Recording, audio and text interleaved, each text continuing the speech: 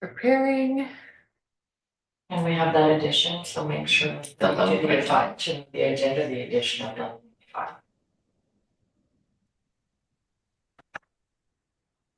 Yeah, I put that on. What about the, Okay. We are live. That's going under your report because it's also my report. okay. I forwarded them all to the commission. Okay, so we're about a minute off here, according to that, but I think we're okay. Yeah, you can start. Yeah, Sure. 9:29 if you want.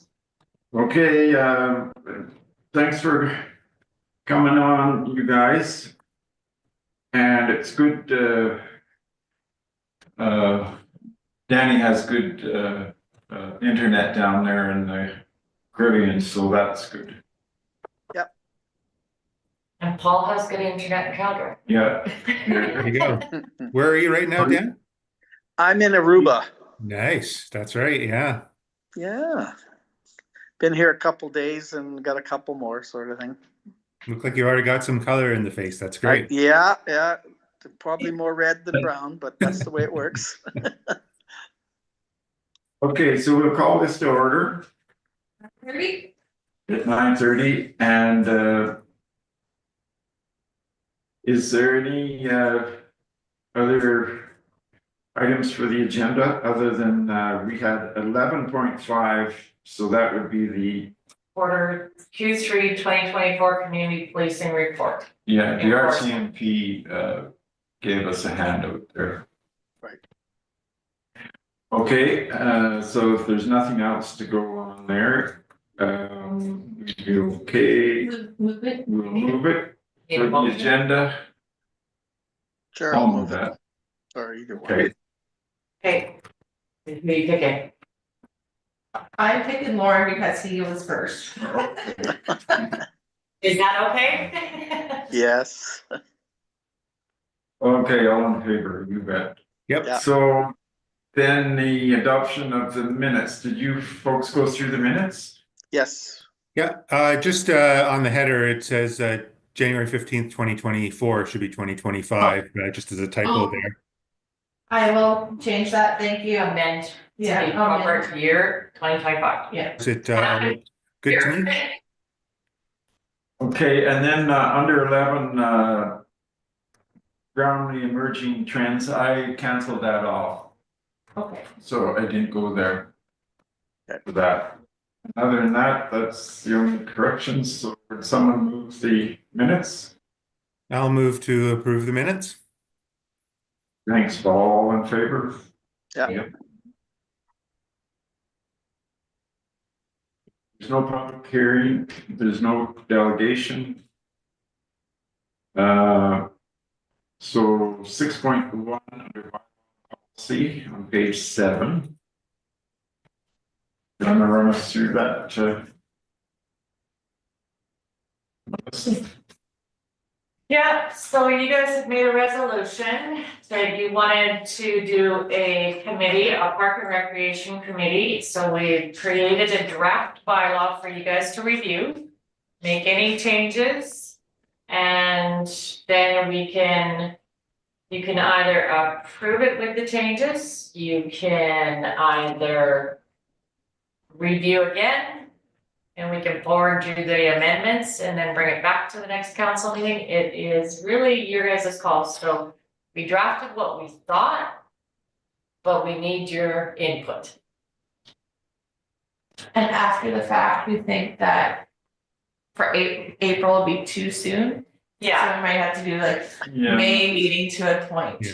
that's That was what I was. that was really my only comment was the tight deadlines and that were established. And I think if we bump that back a month, I'm pretty much okay with the rest of it.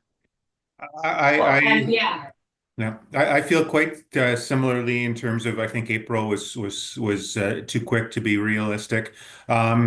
Just kind of thinking about making sure that we get input from both the residents and summer residents. Is even May pushing it a little bit too much? Like I'm wondering, No, if even June might be better. So my thought process was, first thing we need to do is if the dates, I don't think we need to certify the dates per se. Or change it to move it farther ahead. Because I really wanna make sure we get the advertisement out, we get the applications in, council decides the appointments at the council meeting. So that is I'm not taking on that, that's not my role, that's council's role to make those choices. I think probably with that term, we can maybe just leave it open-ended until it's done. With your, like, if you're gonna do a survey or something to the public, if that's what the committee decided or whatever else. We gotta watch our surveys and they have to be more, make sure it's just ratepayers that are. Right. So that's the things that you would have to do in your the terms of reference. And how I would suggest that, because we're gonna be using Google Forms probably, would be they have to have their email address, the recorded email addresses, and that they have to list their property. Yeah, well, you know, that could be discussed, but Yeah, but that's one the thing that yeah. might make a survey longer. Yeah. But anyway, I don't know, and also, my last meeting would probably be June. Okay. I don't know, I'm kind of waffling back and forth with making a firm date, or possibly putting in a time frame as, you know, expect to report back to council, you know, spring, summer. You know, that would, but I guess we could always push back the date or they could request to push back the date. The committee It's could. it's more important that we get good input than we get input first, definitely. Yeah, I agree. Election year, so you're not gonna have council meetings in June. Or sorry, June, or July, and then you might not have one in August, depending on your organizational meeting. So then it's not until September, so just remind you of that. And I think going to fall, because then you're getting into strategic planning and budgets again, so this will help because now you'll know where your guidance of how you want to accept it. Yes, and why don't we say that aim to have this done for the June council meeting then? You know, we're probably not going to do a whole lot on it because we're about to disband, but then we've got this vision gift wrapped for the next council to hit the ground running with. Yeah, and then also just a reminder that through June and July and until the election is finalized and the organizational is done, whoever runs again has to still go to them meetings, like as far as the landfill and all the rest of it, you still go to the committee meetings. Yeah. So you're not actually dead water. Done. Usually in the summer, they're pretty minute meetings if they usually don't run a lot of meetings. Yeah, sometimes. Yeah, okay, well, that's okay. So what we'll do is just change that April to June. Is that okay with you guys? There was another thing in the terms that they need to have their first meeting by the end of this month, so you maybe say your first meeting, they should have their first meeting after they've been appointed. How about first meeting will be scheduled? We'll just change the wording on meeting requirements. Yeah. First meeting will be scheduled after the appointments of the committee. Correct. So the committee makes it. Yeah, that's a good idea. Final meeting will be a presentation to council in the fall. June. Or June. June. But I thought you want to run the report and the surveys through summer because you wanted to catch everybody. Well, I think we go through May, June, and we have it ready for June. Yeah. If we're getting some of this done in May, then that's giving input for pretty much everything. So aim to have presented by June council meeting. Just say final meeting will be presentation to council in June 2025. Yep. That way it's open. If we have to call a special, then we can, but it's open. 2025. That sounds good to me. After the appointments by council. First meeting will be scheduled after the appointments by council. Yeah, okay, and the committee will schedule the meeting. Okey doke. So key milestones and meeting requirements will all be blended to fit that requirement. Yeah. Otherwise, anything else about the wording of it? No, I think that's fine. So. Are we there? So with the changes, can you read it back to us, Yes, Erin? so I move to approve first reading of bylaw 21125 being a bylaw to establish the municipal recreation plan advisory committee as amended. Final meeting will be presented to council in June 2025. First meeting will be scheduled after the appointments by council, and the committee will schedule the meeting. Yeah, and that's in amending the timeline and meeting schedule. Okay. And With the following. the Think that's clear? Anybody? Okay, Okay, who wants to approve first reading then? first reading. I'll make that motion. Okay, All in favor? Yep. And then if you want to get this in play, Yeah, you're, we're gonna have to do two more. yes, well, three more. three more Three motions. more, yeah. We're gonna do it all today. Just give me a second to prep myself here.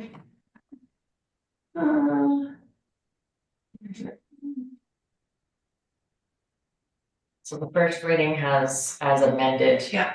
And then the rest will be, Second reading, yeah. Okay, we need a second reading. I'll motion a second reading. Okay, all in favor? I'll make a motion that we, Unanimously approved to continue to third and final reading. right. So all in favor? Yep. Yep. So then we need a And the third reading. third reading.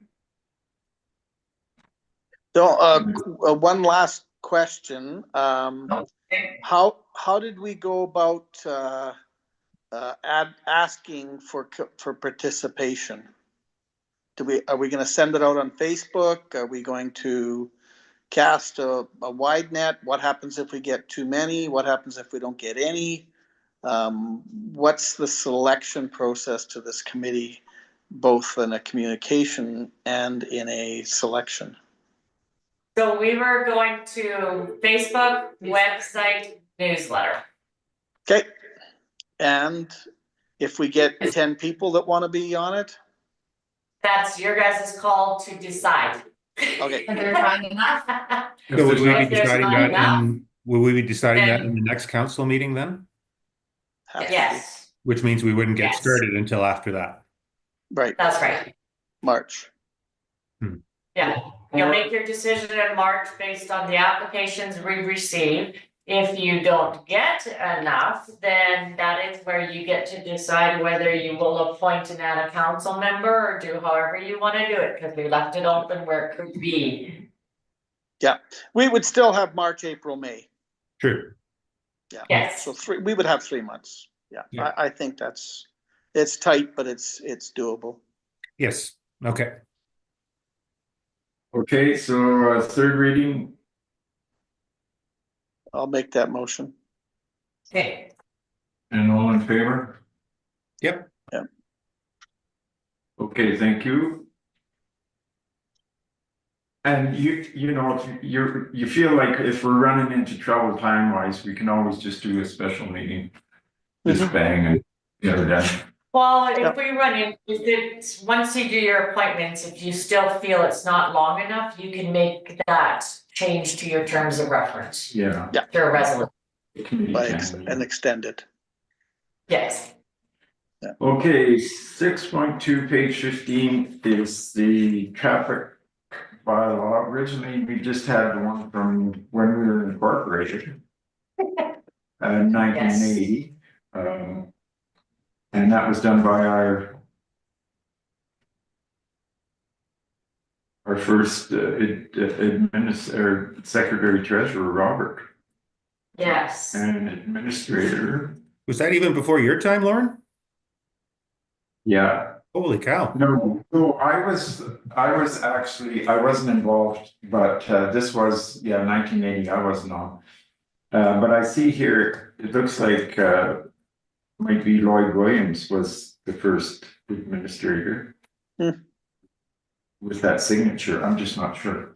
I just know that after further review, it was not matching and a little outdated.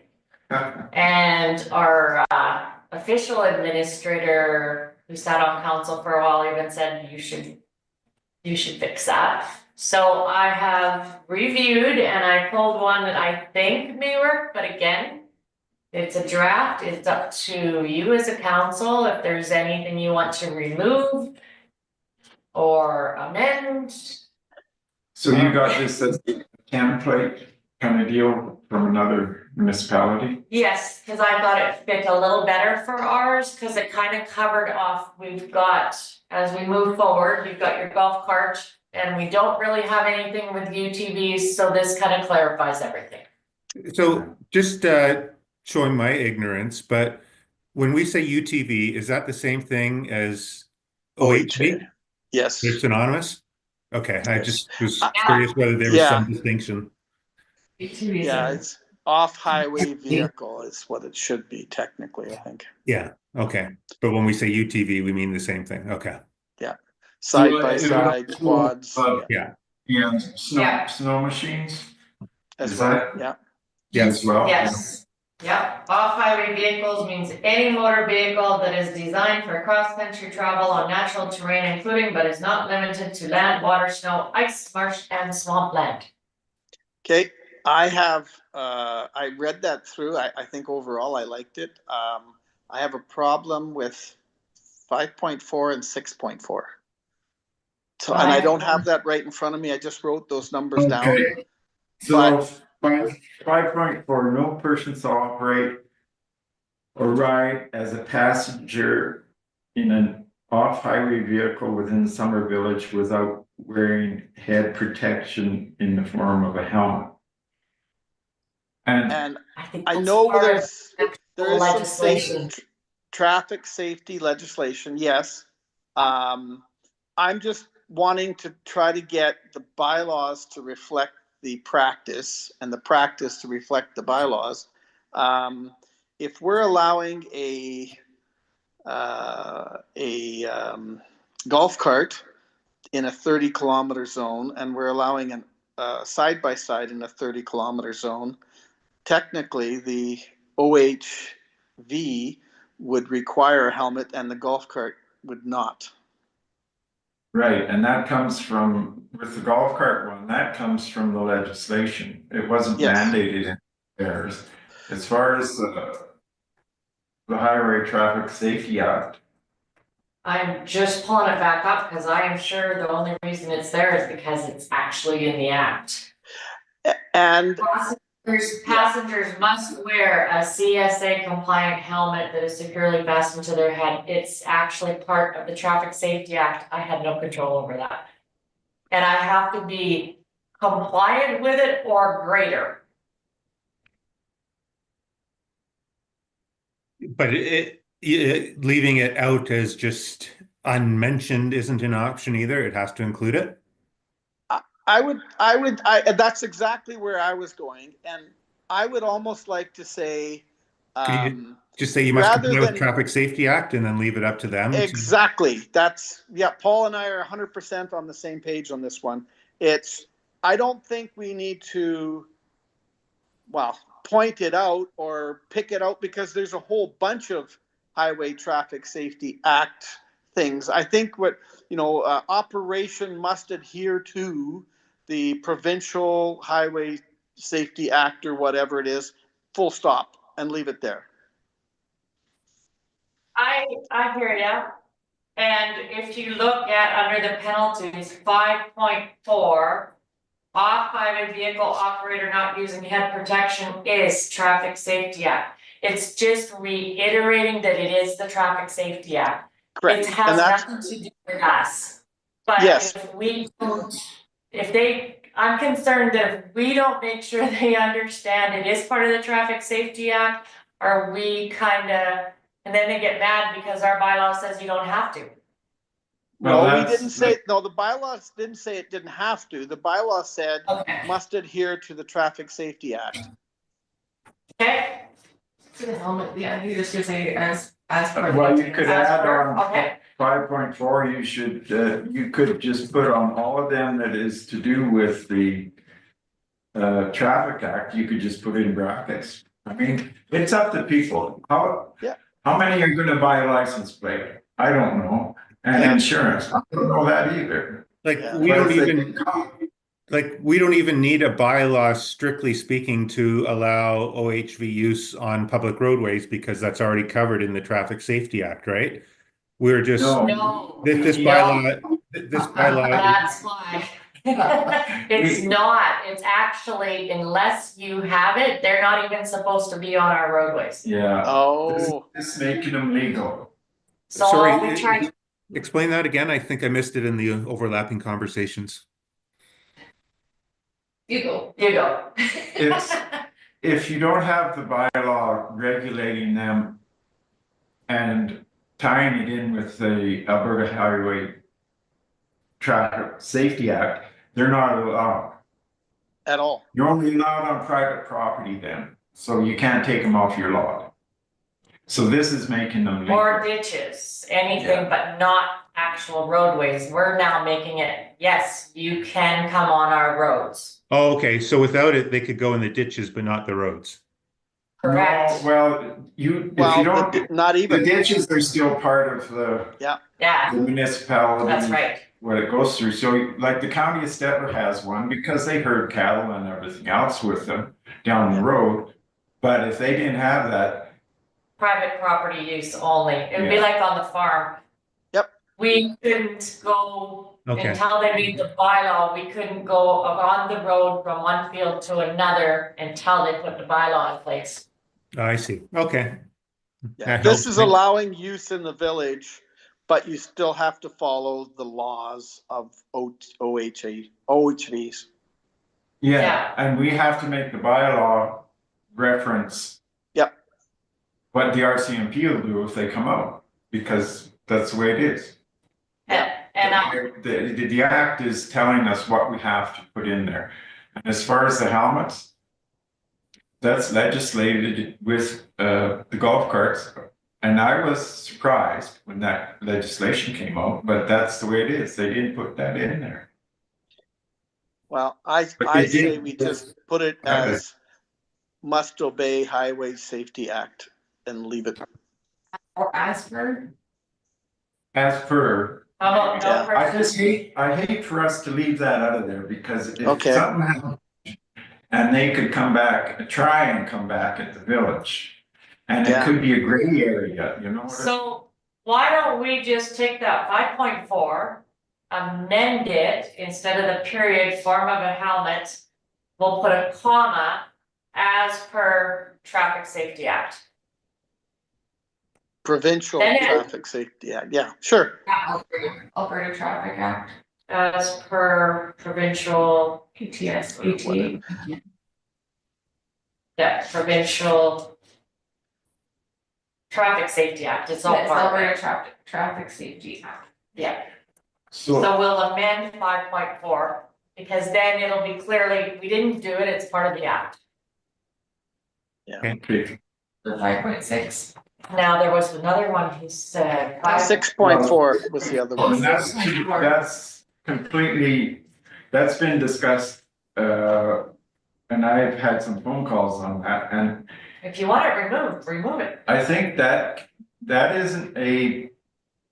What, that's the one, Danny, on the chains and lugs and Right, like I We know had- that in the winter, some of that's those, not gonna affect us. well, on the winter, some of those guys will put chains on their side-by-sides. This was Right, not allowed. and they should, that, to me, that 6.4 should just come out of there. Yep. Yeah, If you want it removed, we can remove it. Because it's not, we don't have concrete roads, we don't have asphalt roads. Pavement, yep, Okay, that was my so comment. Remove Yep. 6.4. remove 6.4. See, this is so easy, I'm happy. Okay, I've got a couple of questions as well. If we go back up to 4.4, a vehicle 4.4. 4.4, sorry. A vehicle left parked in the same location on a public roadway or municipal land in excess of 72 hours shall be deemed to be abandoned and so on. So, I had, that was caught my eye too. Yeah. Because it had, like, for 10 years, I parked on the street in the bush. I mean, if it's in a no parking zone, that's a different situation, but yeah, I don't know where that came. That was just in the conversely, bylaws. conversely, the other way you can read it is I can park in the middle of the road for 72 hours and you can't touch me. Yeah, well, that's road and road allowance is all one. So I guess the way it's worded is the same location on a public roadway or municipal land in excess, so. I guess it's, if you don't wanna have any way to enforce any of that, we can just take it away, or you could extend the hours. It's just to have that precautionary that if somebody does, just leave it there, And we can get rid of it, but it's also. otherwise you can't. It's also overlapped into the community standards bylaw that we haven't That's coming next. studied with the new council here as well. Yeah, that's one of my next ones that'll be coming is after I Well, review. Maybe it can be captured there then. I think it already, well, it is, like, you're not supposed to park trailers, like boat trailers, any kind of trailers on road allowance. Yeah. Holiday trailers, anything, can't camp on road allowance. Like, we had one time on Second Street, about a 26 or 28-foot trailer on the road, and they opened out the slides. And there was no way you'd get a EMS down that road. Yeah, but that is a difference because that's not the vehicle. This is dealing with just the vehicles. Yeah. So if somebody comes and parks it in parking lot 8 or whatever that is, and sits there for 72 hours while they're visiting somebody for a week at one of the cabins, do we have a problem with that? I know this is more meant to be abandoned and derelict vehicles, so could that not be captured under, not necessarily under the traffic one, but on the other one? I think you Community should have standards? something in the traffic here because it's letting people know that if, you know, if you wanna change it to past 72 hours, say it's longer than in excess of 7 days. Like, I think most of us would be checking to make sure that there isn't maybe, like, it's just that if it happens, then they are responsible for all the costs. Unfortunately, if we don't have something in there, then we don't have any way to say we're calling a tow truck and it's being towed because it's been abandoned. Can you just say OHVs are subject to the same parking and abandoned vehicles regulations as in whatever bylaw covers that, and then we just reference it over to that, and then we can just make sure we're consistent in that one? I don't think this had to do with just OHVs. This was So trucks, trailers, OHVs, anything that's vehicles. parked, anything that's parked on a roadway or in one of the parking lots for more than 72 hours. This bylaw currently, as it reads, says it can be removed and you can be charged. Well, this bylaw shouldn't be the place to be having that. Then, you know, you shouldn't have I think it's creating confusion to have a regulation that applies to trucks and trailers in an OHV bylaw, because nobody's gonna read it there. It's not an OHV bylaw. This is the transportation bylaw. Oh, It encompasses all of. I'm sorry, the- you're right. You're The right, you're right. OHV section was only that small section. Okay, Now we're talking about all traffic, all transportation in White Sands. okay. But so you still want to put it in the transportation as opposed to the community standards one? Community standards would deal with the things that aren't vehicle transportation, so a holiday trailer, So it things does like have that. camping, tenting, or occupying property or land. And then there's parking of vehicles in there as well.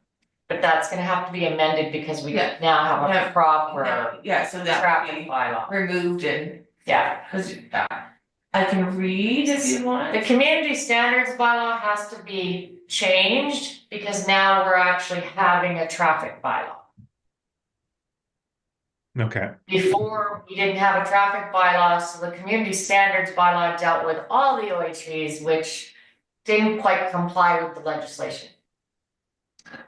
Well, yes, and in the community standards bylaw, they're not, it's specific in there that they can't be run on the roads. That's right. And the RCMP, the reason we did a community standards bylaw, not all communities have them, but it was easier for the RCMP to hand out citations for it because it was we didn't have a anything like this transportation bylaw, so that's why that community standards. But it carries a whole bunch of stuff. Yeah.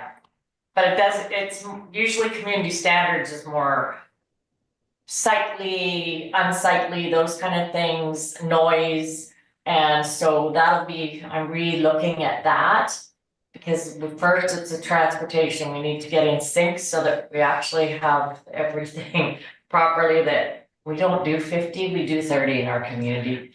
And and down the road, there may have to be a amendment to this one after it's passed, if there's something in the community standards that is gonna interfere with it. okay.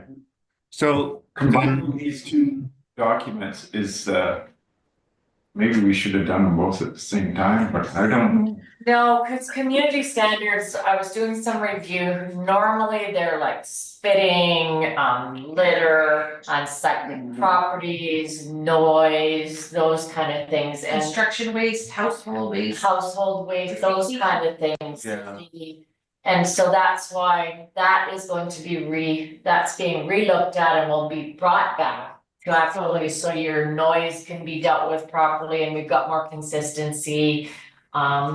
And your off-site vehicles will be removed if this bylaw is passed. Yes, Same with parking of vehicles would be taken out. that's all gonna be Yeah. out of there. And then the same thing with utility trailers or RV trailers or whatever, like it's all blended in that other one too. Yeah, cause there's camping, tenting, or occupying public property, which talks about like camp, tent, sleep, or any such form shelter of any public lands or public beaches without signed written consent from the summer village. No person shall park, store, or otherwise abandon any boat lift, dock, recreation vehicle, trailer, or any other vehicle on any public lands or public beaches without signed written consent. The village shall have the right to remove all non-approved objects, materials, items off of public property.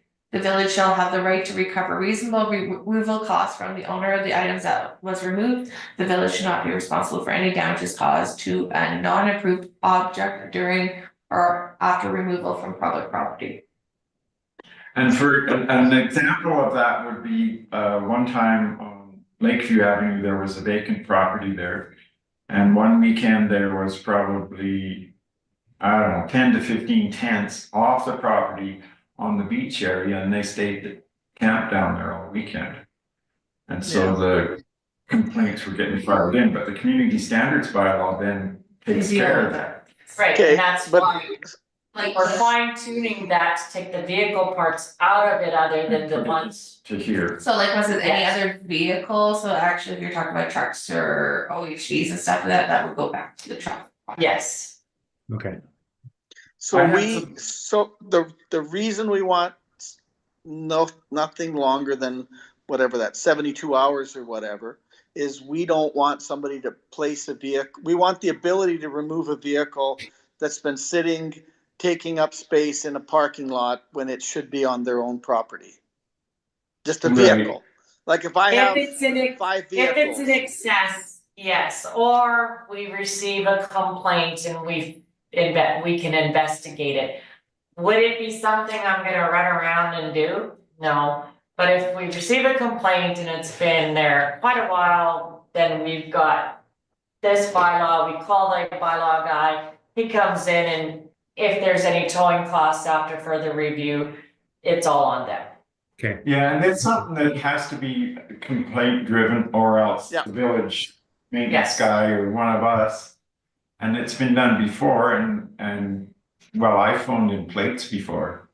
Yep. And they used to run them because we can't. And just to see what's going on. Yeah, well, one was stolen and dumped out Yep. here.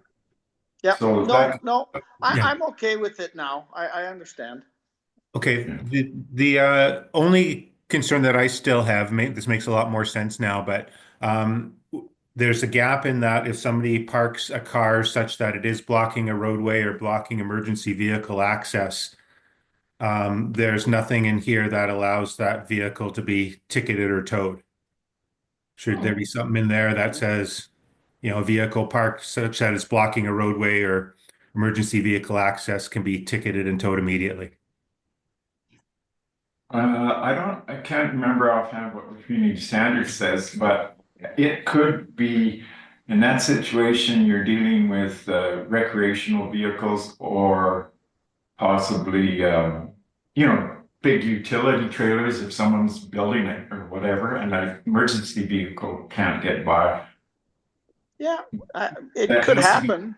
Well, certainly section 4.1 covers like, you know, somebody parks a bus or something that blocks a road, sure, but it doesn't cover if you park a car that blocks the road. Say, you know, you don't see it, I wouldn't expect to see it very often, but you know, the parking area is full out of beach access and somebody just pulls right to the side of the road and thinks that they've left enough room, but in reality, there's not, and they're down, you know, off for the day or off for 72 hours.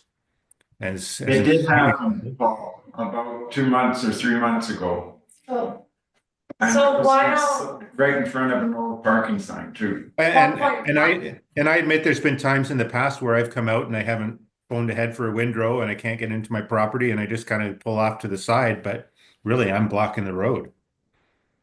So why wouldn't we just amend 4.1 and add in F and put Emergency access of some sort. emergency, allowing emergency vehicle access? Would that work? I think so. I'm not sure exactly what you're proposing, but I think that would work. No operator of vehicle, trailer,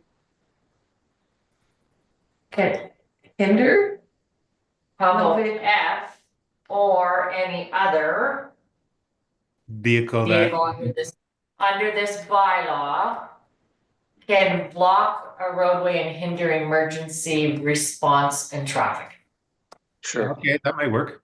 Yeah. If you're Cannot. gonna, if you're gonna Cannot. Yeah. put it in there, who's gonna call whether it is or not, the RCMP or? Well, the I'm- RCMP might be responding. That, or if the emergency services runs into it, the bylaw's there. Yeah. And then we can enforce it through RCMP. Yeah. Normally, if they come through and they see an issue, they're gonna report it to us. That they ran into this issue, cause it's gonna injure and it's gonna have extra costs on us, right? Yeah, I guess it could be, again, complaint driven and looked into and get the damn thing off of there. Yeah, and then a notice in the RCMP would be sent out to advise them that I feel like the word it's against. or any other vehicle under this bylaw cannot block or hinder from allowing emergency vehicle access, period, or vehicle access to properties. I think just, I think period. Just Mhm. as is, that Period. sounded pretty good. Access. Okay, Okay, Actually, emergency vehicle I access. did have vehicle access, Perfect. yeah. Yeah, I think if you get it nice and simple, straight, Mhm. it's a wide open. 4.1F or any other vehicle under this bylaw cannot block or hinder from allowing emergency vehicle access. That's right. Okay. Perfect. okay. I had some things marked here too, hate to bug you, but just the definitions, violation ticket. Yeah, And then we had a talk with Cam, their CMP staff sergeant, about citation ticket. So that has, citation is ours, is that right? yes, the violation ticket Is, is, as it ours. says, issued pursuant to part 2 of the Provincial Offences Procedural Okay. Act. Okay, And we reference most of our stuff is through the Traffic Safety Act. okay, so then I had marked also the community standards bylaw overlap, but we'll take care of that. Yes, And the 72 hours, I've had that, and then also 5.4 about the helmet. yep, Um, I had a question on 5.1 while we're in section 5. yeah, So peace officer, Summer Village staff or agent may operate an off-highway vehicle on public roadways or municipal lands where such operation is required in performance of their duties. Okay, that sounds great, but when I read that, then does that mean that, but no one else can? right. So that I'm happened- wondering kind of, does it even need to be there? Can it just be taken right out? Because otherwise I'm reading that and I'm thinking, well, that means a private person can't. Only in this case can you operate an off-highway vehicle. So what we had at one time, Paul, there was some folks that went around and looked after the planters and did other as volunteers. Yeah.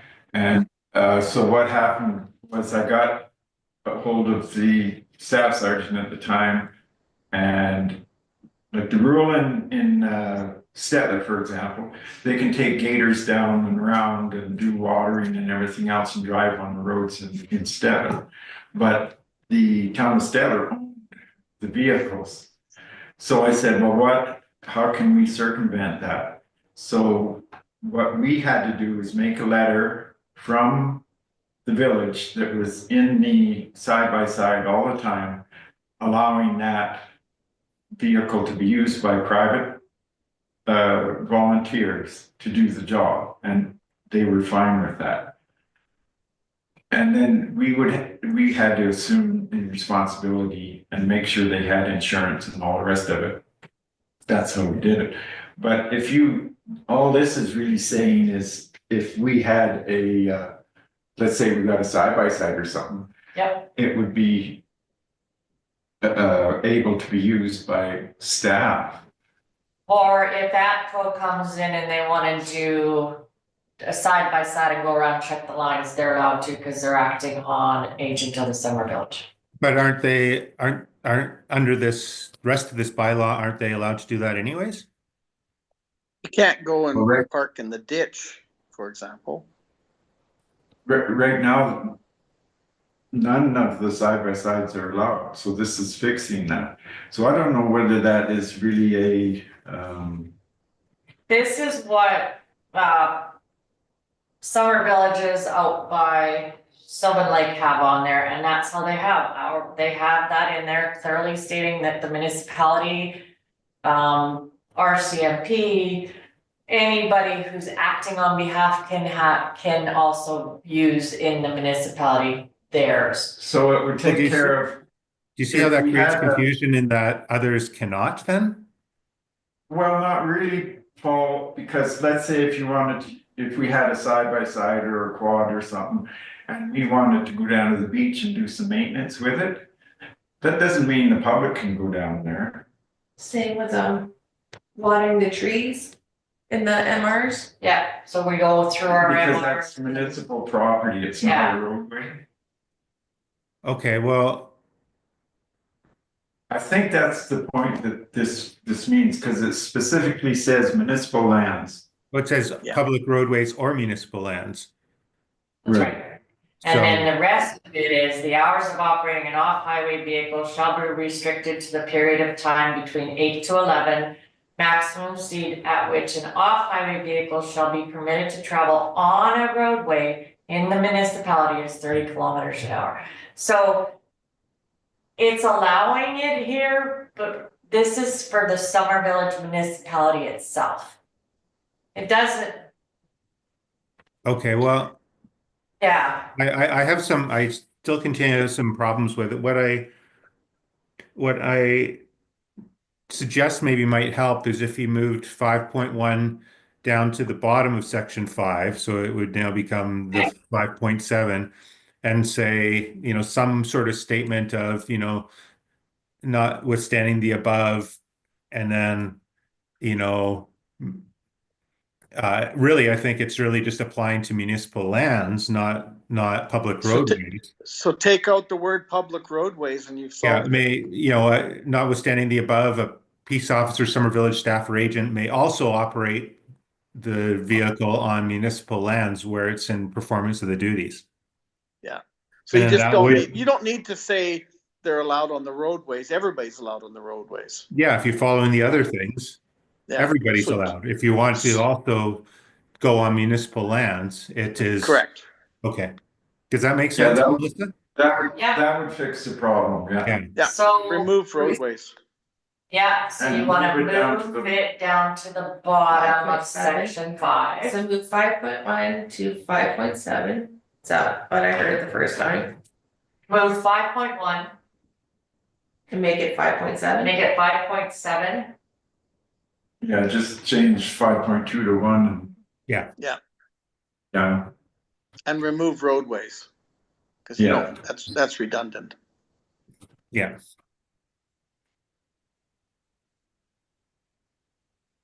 And add notwithstanding Notwithstanding the above, the above off-highway vehicle legislation,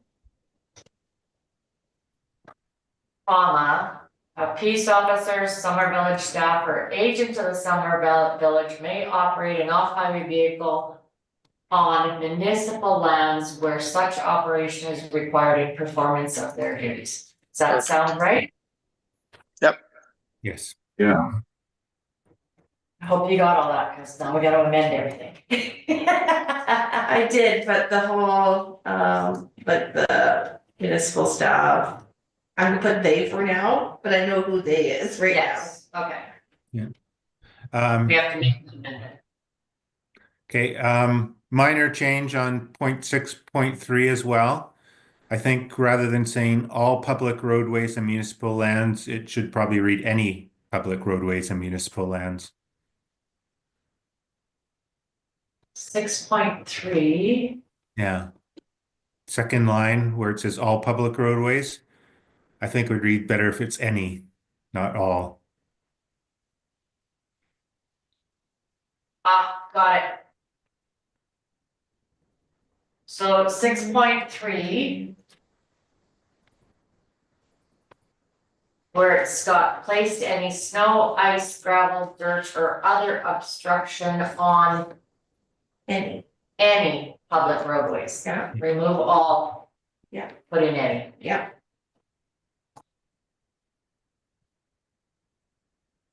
It's a lot of work to put it on all public roadways and municipal lands. They'll be working hard. On 6.2, some of that. So if someone moves in an RTM, you can't do it on certain areas in the village, because what happened before was they'd take a wider than the road would handle and had a crew with chainsaws and just cut trees willy-nilly, and some stuff on private property, and that's happened before. So to stop that, then in place somewhere,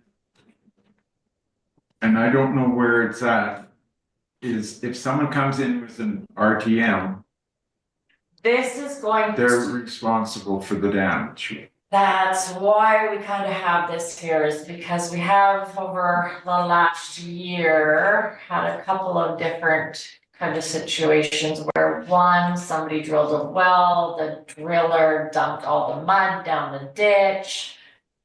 We get stuck with trying to figure out how to clean all that up.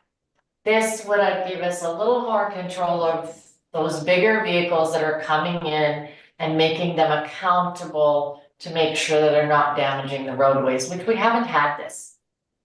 The cement truck. Cement truck we had dumping the cement on the road, maybe we could have figured out a better option, like we want these things, but we need to be also taking care of our roadways, cause there's a cost to doing our roadways, right? So it's just getting that little bit of more control and making sure that if there's debris, we know it's gonna be dealt with. If there's damage to the road, we know it's gonna be dealt with. Instead of on the taxpayer's dime. Which is what it's kind of been doing. And it is a problem because sometimes weather is really unpredictable to bring a RTM in, and they have to go across sometimes into a ditch to turn it the right way, and then it sinks, and then they have to pull it out, and then there was damage there. And then the trees that were cut down all the way from the boat launch road to CJ number 2 were just left. So the village had to go after the folks to get it cleaned up. Yeah. I think this is just giving some teeth for if the situation was to arise where we're having, and we have had some situations arise, the larger the overdimensional vehicle or the heavy vehicle, you need to start communicating with us instead of just doing whatever. Yeah, I think if someone's we get a development permit for an RTM coming in, then we have to have something there so that we can protect the roads if they get damaged and it goes back on. And it also helps with me to be able to do the inspections prior, after. The Yeah, catch to see if there was any damage. Yes, So then on point C, where it says, you know, damage resulting from negligence or recklessness in the operation of the vehicle, it doesn't really matter whether it's negligence or recklessness. If they come in and the road is soft because it rained and they damage it, they're liable for it. That's not negligence or recklessness, really. So should it say regardless of whether it's resulting from negligence or recklessness, or just leave that whole last clause off? You cause damage, you're responsible. Yeah, well, wouldn't you say if somebody's bringing in a huge heavy load and we've had a huge downpour. We all know it's gravel roads. And they're going to damage the roads, do you not consider that negligence or recklessness? Not necessarily. I mean, you don't necessarily know how soft the road is until you drive your heavy load over it. mhm.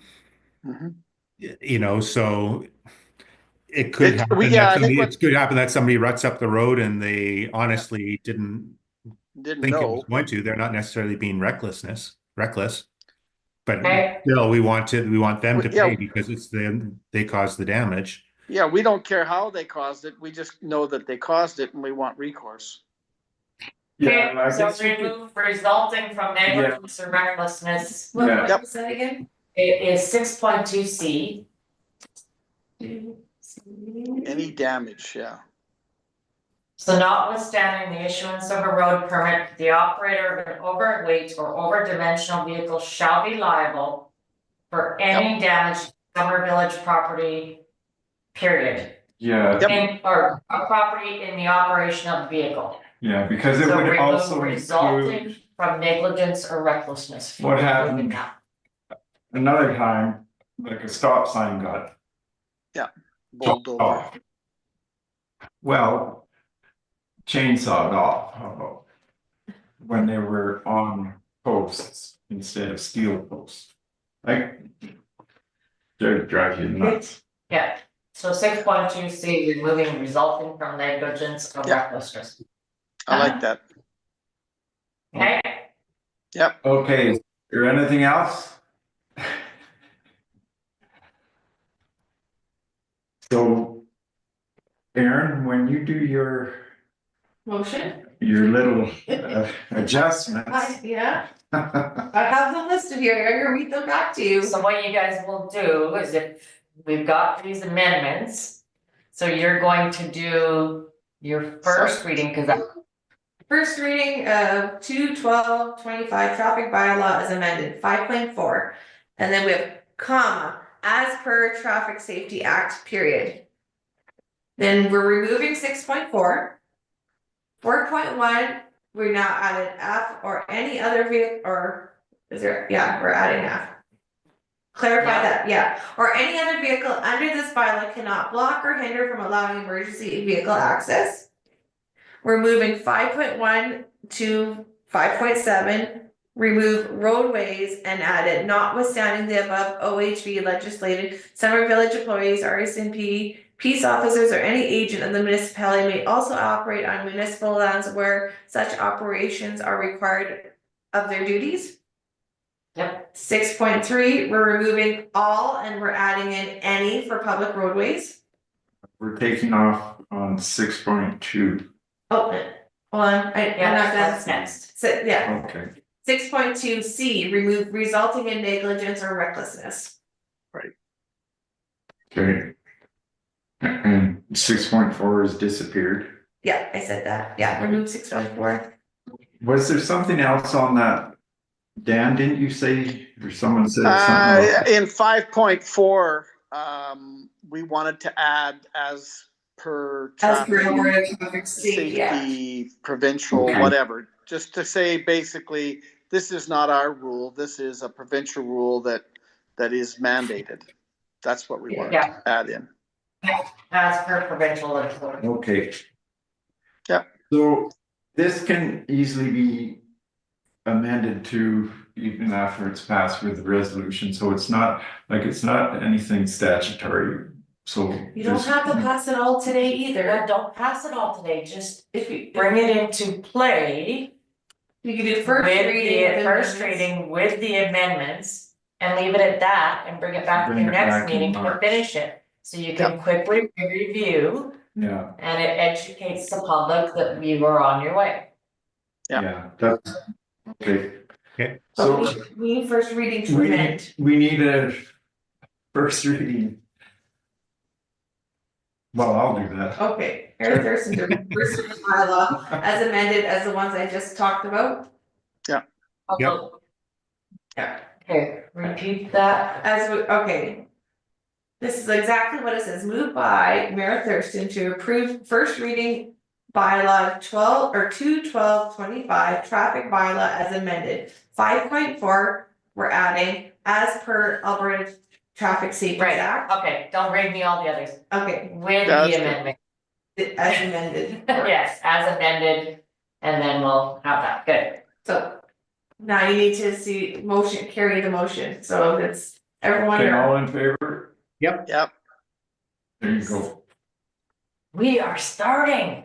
Way to go, guys. I thought you wanted a 2-hour meeting, that's geez, I don't know. use Okay, and service bylaw. 6.3, Yes, so this document just gives all our what we charge for certain services within the village, and it can be amended anytime as well. right, and we needed to bring this back ASAP Because of golf cart. because of we got approval with the golf cart pilot project and they said this had to be done. So when we did it, we did everything else. So that's why it's all here. So do you have any questions on any of the changes? Well, I have a question, I don't know whether it matters or not, but if you are $80 for a golf cart, That's what Roshan Sands put in theirs and they've approved theirs. okay, but I was just like the boating and docking is 50. Well, that is up to you, can amend it, I just, Well, I'm just asking Yeah. what's the work administration wise, is it more for a? They both, One or the I other? think they both take they a. both take Take administrative time and I think applications. you went down historically, cause the Roshan Sands used to be so low. So they used to be $25, then they moved up to 50, but Oh, you yeah. guys were 75, I think. Yeah. Then we moved it to 50, so you kind of met in the middle. It's not as much work as it was the first year. But it's still a lot of work, cause I'm still having to go through applications and saying, oh, I need this from you. And GPS coordinates and all that, make sure everything's filled out properly, and then I put it in my spreadsheet, I've had to email that spreadsheet to Christine Bolton, who's the. Yeah, we have to now for Alberta But Environment. this might all change again later, so, cause isn't that something else that's happening? And we did hear there's supposed to be amendments coming through the legislation. Do we know yet? We haven't heard or Haven't seen heard. anything yet. Well, Christine told me she's not doing any of that, So, period, cause she.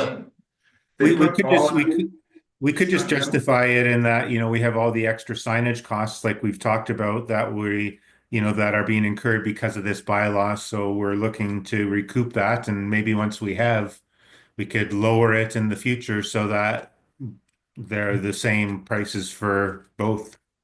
I think he's talking about boat lifts Hiking as up. opposed to Yeah. golf carts yet. The golf Yeah. cart one we haven't addressed yet. This is boat lifts, is it not? Just both this, yes. yes, Boat this is the boat lifts in our application process. Right, okay.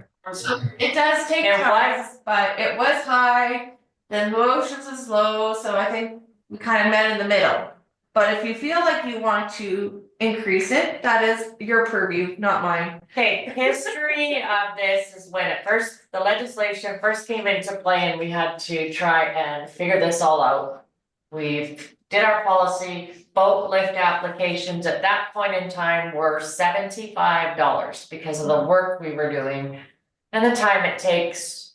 Some people And were then an hour or after more. that, it became.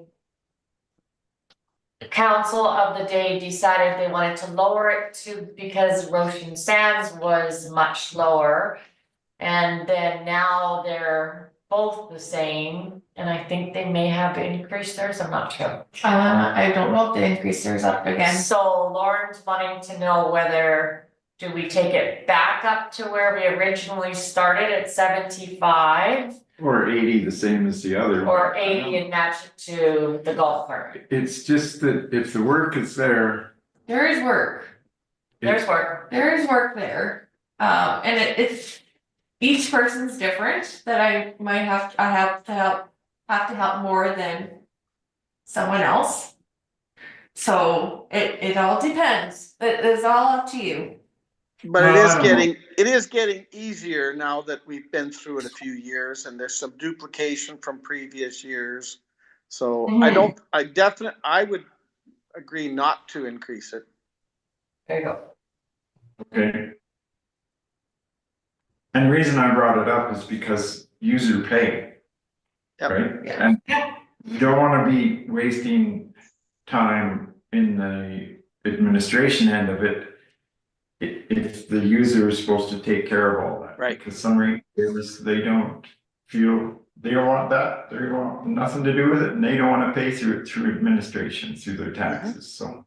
That's where all that comes from. Yeah, Okay. but right now it's at 50.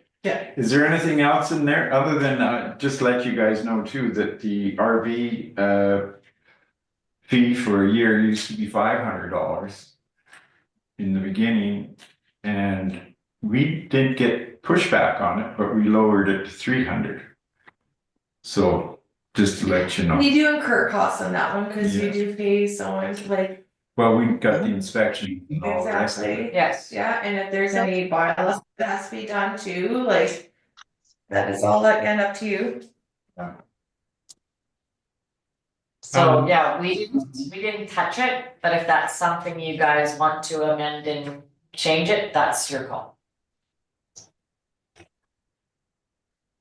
Just a couple of things that I noted. The bylaw says number 21325, but on Schedule A, it says 20124. Are those supposed to be the same numbers?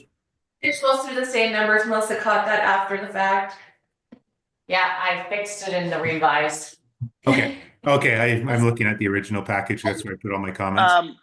And Go ahead, Paul. oh, and maybe we can talk about this later when we're talking about where we have the payment options for taxes and all that. But the e-transfer service fee of $5 per e-transfer, yeah, that makes sense. I can buy that there, but I would like us to look at other options for allowing e-payments of taxes beyond what we got right now. But that's, I think, a later part of the package, so we can talk about that there. You still need the fees and service bylaw to charge any money, so I would say talk about it now. Okay, well, I think if we're having to arrange an e-transfer and it's requiring effort from you guys, I think that makes sense to have a fee there.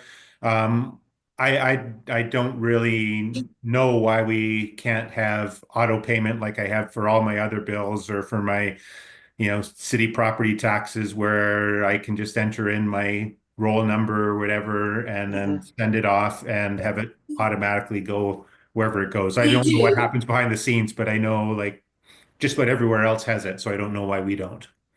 So Yeah. we do have that. That's called the TIPS program, so we do have that. Or we are set up with most banks, but not all.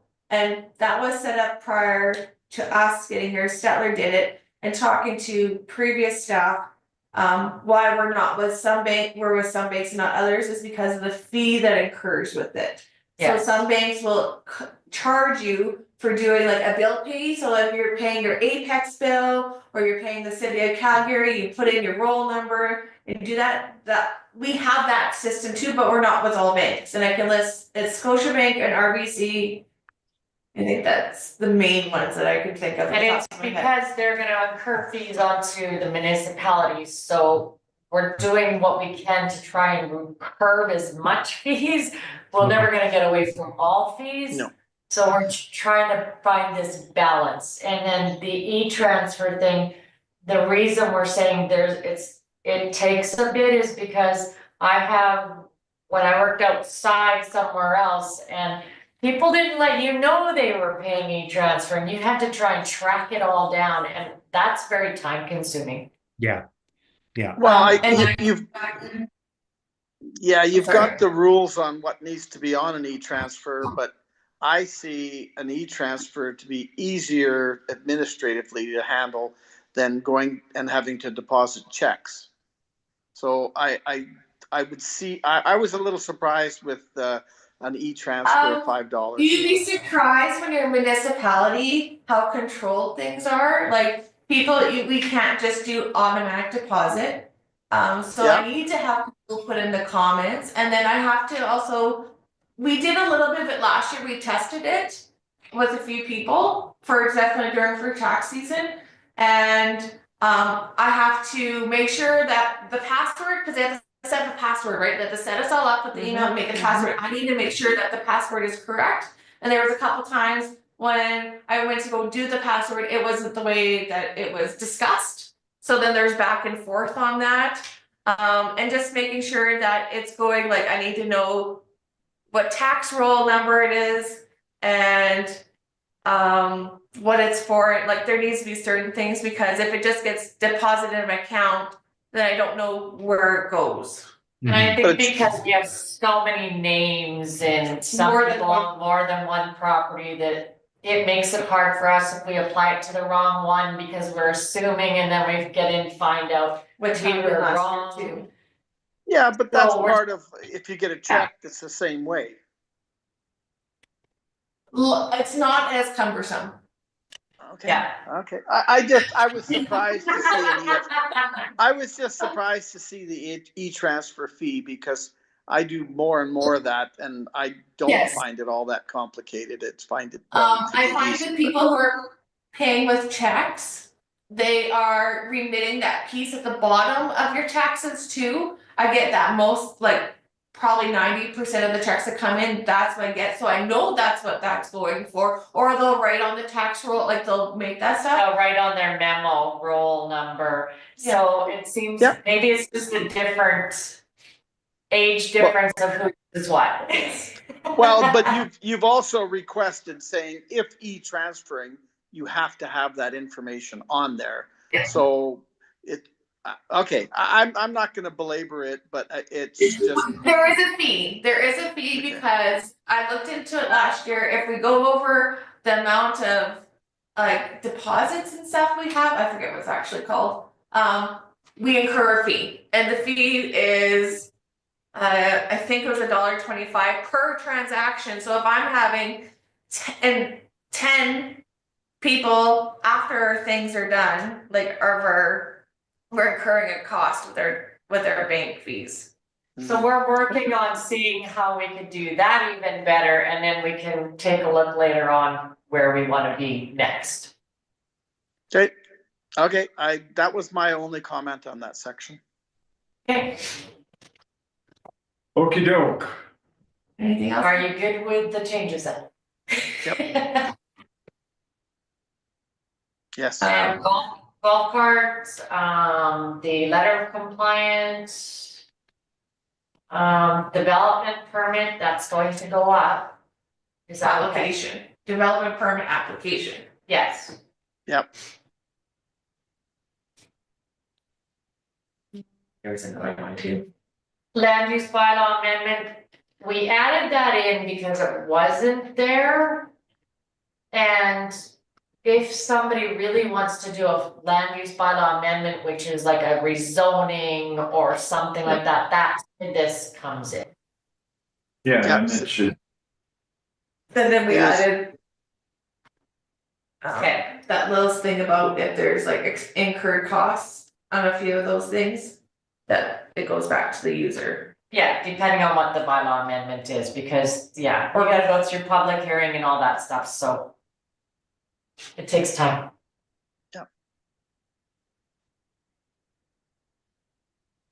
hey. So are we good?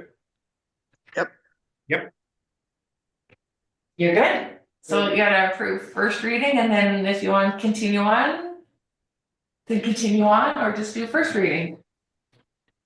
I think- No. No, I have to do all three. three. I have to do all three. Oh, technically four then. Four Yes, we'll motions. have to do four motions. Okay, first reading, I'll all, do that. all in favor? Yeah. Yep. I'll do second, Okay, all in favor? Yeah. Yep. Now we need a unanimous, or whatever that word unanimously is. approved to continue Yeah. to third and final reading. Okay. Is it? Yes. All in Yes. favor? Yeah. Yep. Yes. And third and final reading. There? Done. Yeah. Yep. Okay. Yes. One more dinner. Thank you. And the payment accepted, It's just one. just If one. you just get, One resolution, it's a policy, it's just laying out the different payment options we Okay. do, and yeah. All inclusive, okay. Yeah. Yep. Okay.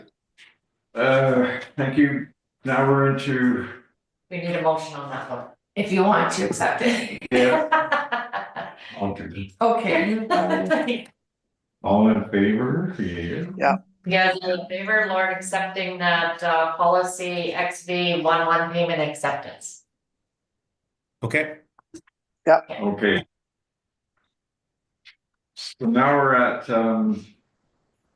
golf cart. You guys got your approval to proceed to third reading. Well So done. we were the first municipality to have this approved. Roshan beat us. Roshan beat us. One of the Parkland- first.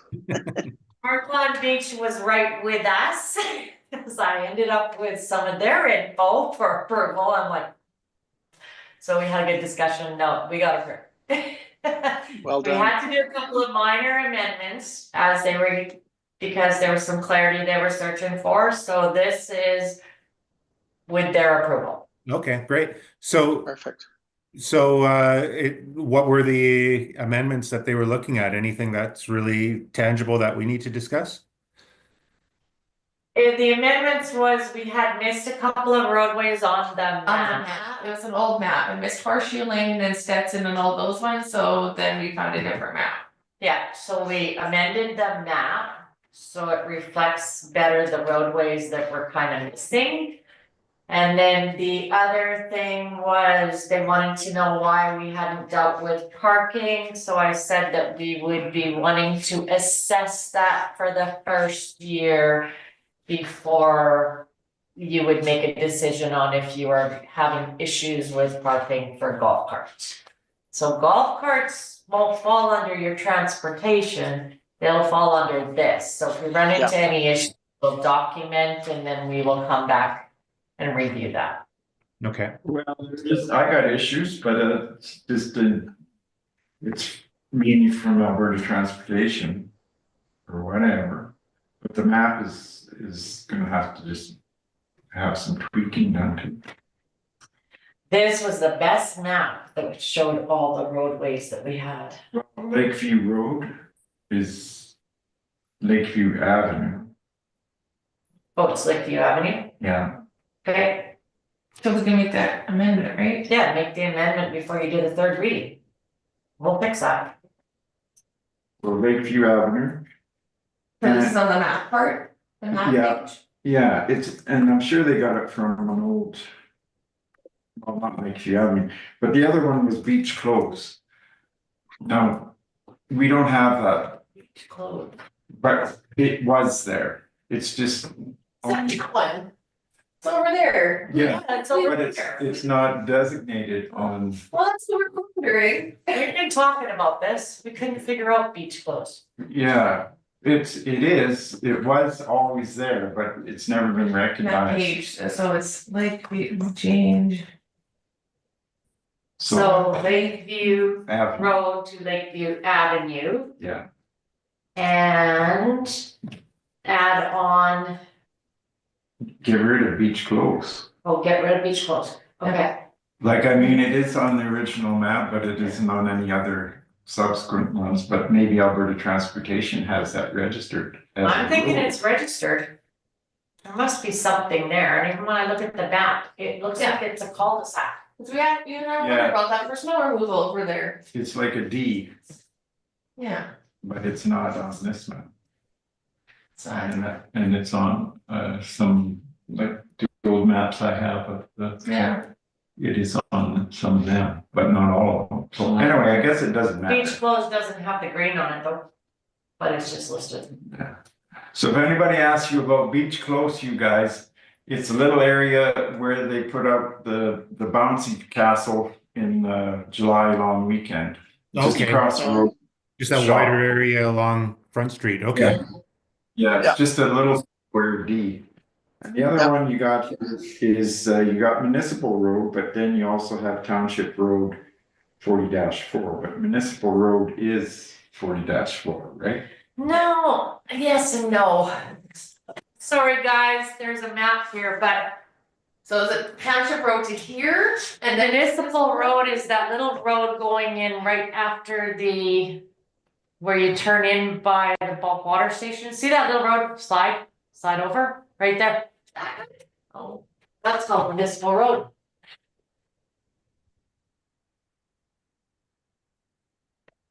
It's not a road, I know it's not really. it's not registered, and we don't have to plow it because then property owners in there have the responsibility. that goes back to that comment. And yeah, so Cause they took it, when them subdivisions were approved. Before the second and third ones approved, it was right in the development permit for Carl. That road was their business to clear and maintain. The property owners had to do that. So it's on that map, we have, is it green? No, Okay. it's just a little, Oh, just, yeah, that just right there. yeah, so it's not really registered. Okay. Okay, so this could come down to stuff similar to Carriage Way. Yeah, We're maintaining that now, that's, so we should it could come back on the municipality because you authorize the subdivision that if they, but in their development permit or in their subdivision agreement, it said that they were responsible. which is the same thing we ran into with Carriage Road, where I think we're running into these issues where you approved a subdivision, you allowed them that access route, and now if they're requesting it, do you have a duty of care?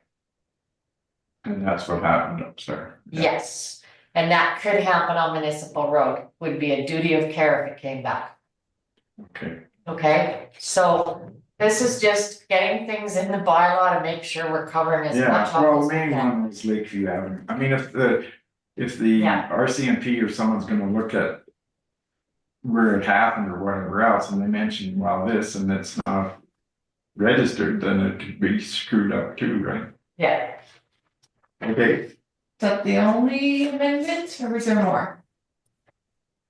Other I'm than, not gonna say, no, it's just listing the designated highways. okay, so we're changing Lakeview Road to Lakeview Ave on the Yes, maps part, okay.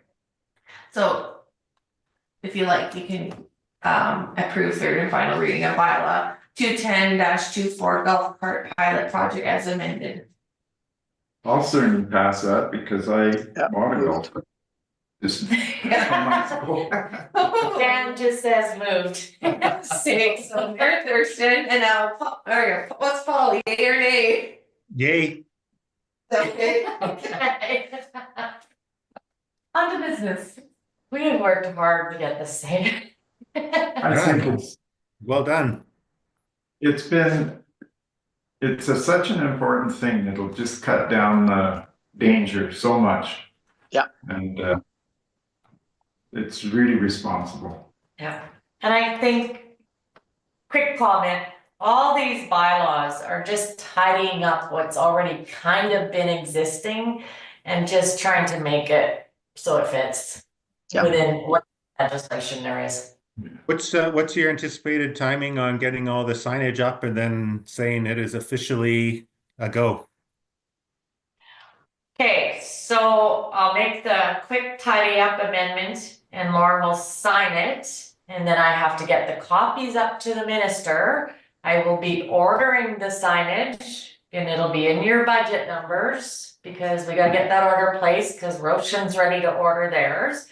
So that we have it ready for installation and now you've got the traffic bylaw first reading.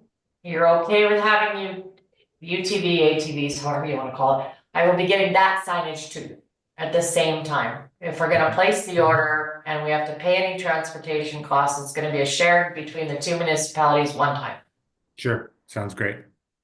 So everything will be in place well before the May-long. That's what we're working towards as soon as the spring Yeah. weather comes, these signs Okay. go up. Should be. Okay. Well, they have to be in place. There's a lot of, Was it brown like box pretty much? the first call is a big thing too. Yeah, 'cause we gotta there's get a all lot that worked on. Mhm. Yeah. Yeah, a lot of Okay. roads that I have need to sign. Aaron will be doing first call checks for quite a while. Yeah. Okay, thank you very much. Returning officer.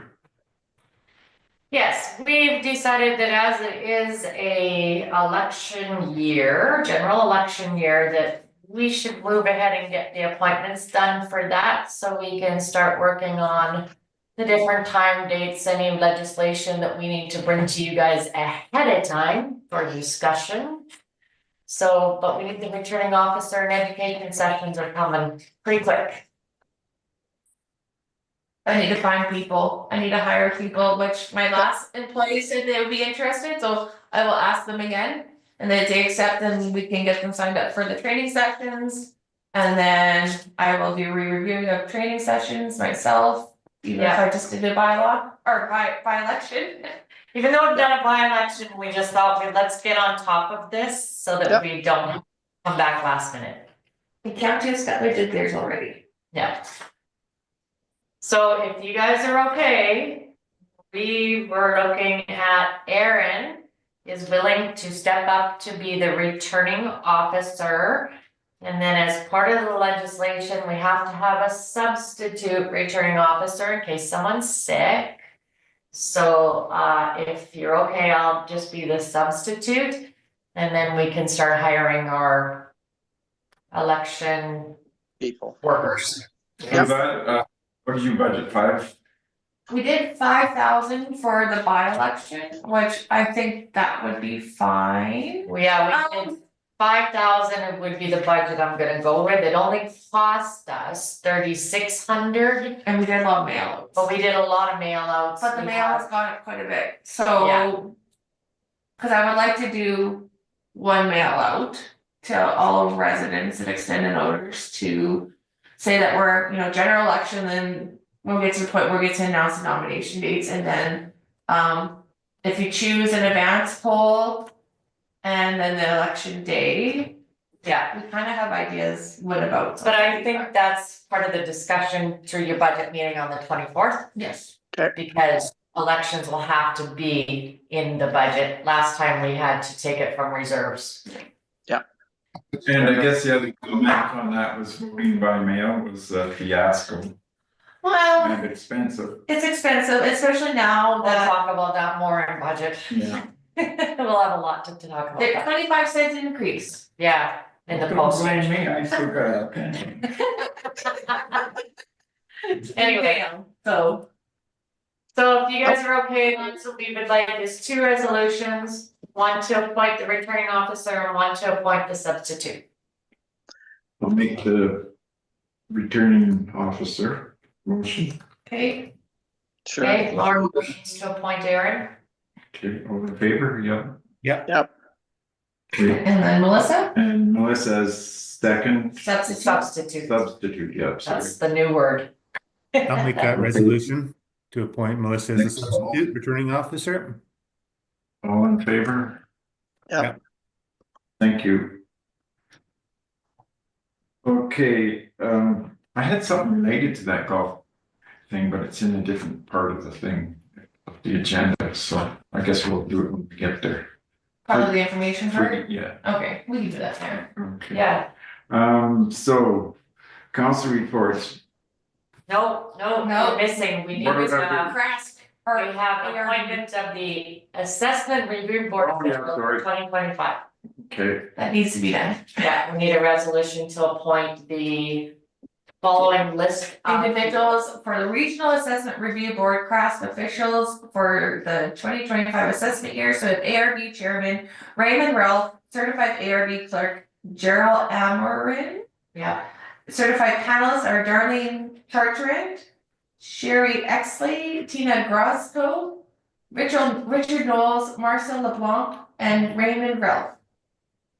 so we need a resolution for that.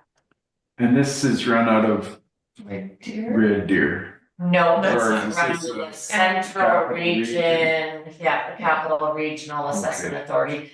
Now, I don't know if Red Deer is still operating their regional. I was going to start looking into if we could move ourselves maybe there at the end of this term or this lease. But I know for a while they didn't want to take any more on. Okay, Who wants to move it? So moved. Dan, okay, Same. all in favor? So just one question. So CARB is the certified ARB, or what's the LARB and the CARB acronyms stand for, just for my information? our meeting again. Okay, one is like assessment for residential and the other one, LARB is more of the, or CARB is commercial, LARB is residential. Oh, I see. Yeah. Okay. I hate the abbreviations. There's a lot of them. Yeah. All right, Lauren. Okay, so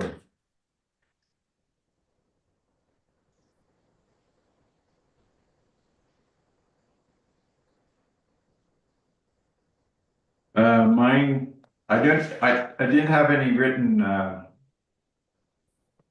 report to put in, but what I have is that there was some question about the county's allotment, according to the Buck Lake IDP.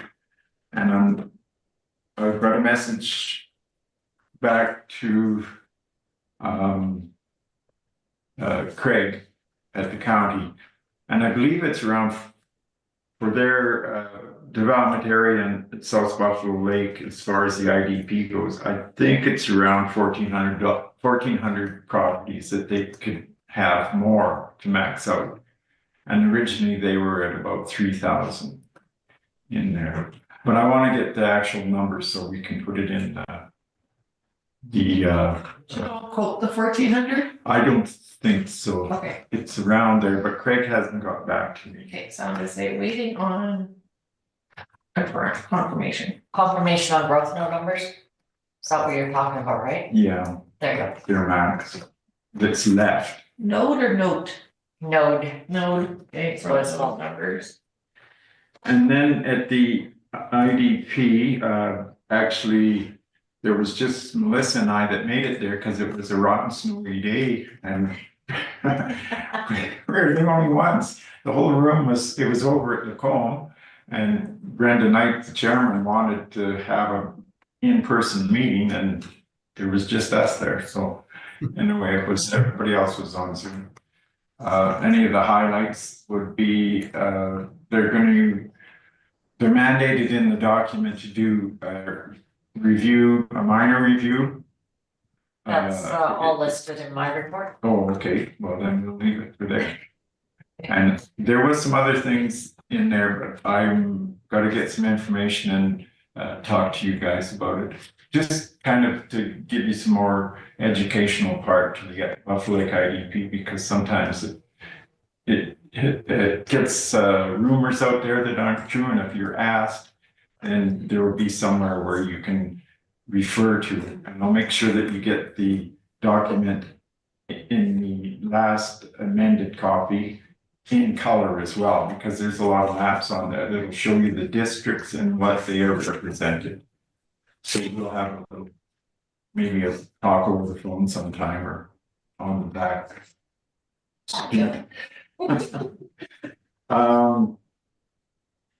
And I had ICF, but Dan, that's yours. Yeah. And we've already talked about the community standards bylaw that's going to have to come up. Yep. And the filing, and I had asked this about, we're compelled to keep some files for a long time and in paper form. So I don't know, some of the property files, I suppose, could be put one time or another on. Anything can be moved to digital, but you have to, property files, and we pulled down the listing from municipal affairs. Permanent files means you can have it in paper copy or digital copy, but it has to be there. You cannot destroy it. Mhm. That's what that's about. There's certain accounts payable, accounts receivable. After 7 years, depending on what they are, they can be destroyed. Agreements, some depending on what they are, they can be destroyed after so many years, or they're permanent record. So, and that's what we've got in the listing. Yeah. Yeah. Okay, and then Danny's gonna talk about the ICF. Mhm. And also on our organizational meeting, that change that I mentioned, is that gonna come up? That'll be coming at your next meeting, because they'll bring the bylaw with me. Okay. And then you guys can have the discussion on that. Okay, Lots of bylaws. So organizational, which one's that's gonna come in next one? I'm bringing back the procedural bylaw Thank for you. council to review and have discussion on a point. yeah, Next regular meeting. so that's all I have. I don't know if there's any questions or not, but Nope. Danny, your turn. Okay, I have three, ICF, a waste and two waste, EPR and the Waste Commission. So ICF was our meeting with the county, and basically we discussed, and I think Melissa's probably got some details, but we discussed roads, we discussed sewer. Those were the two bigger ones. We discussed a little bit about the low water level and potential docks and stuff like that. And that's, a good, healthy discussion. I thought it was a real positive,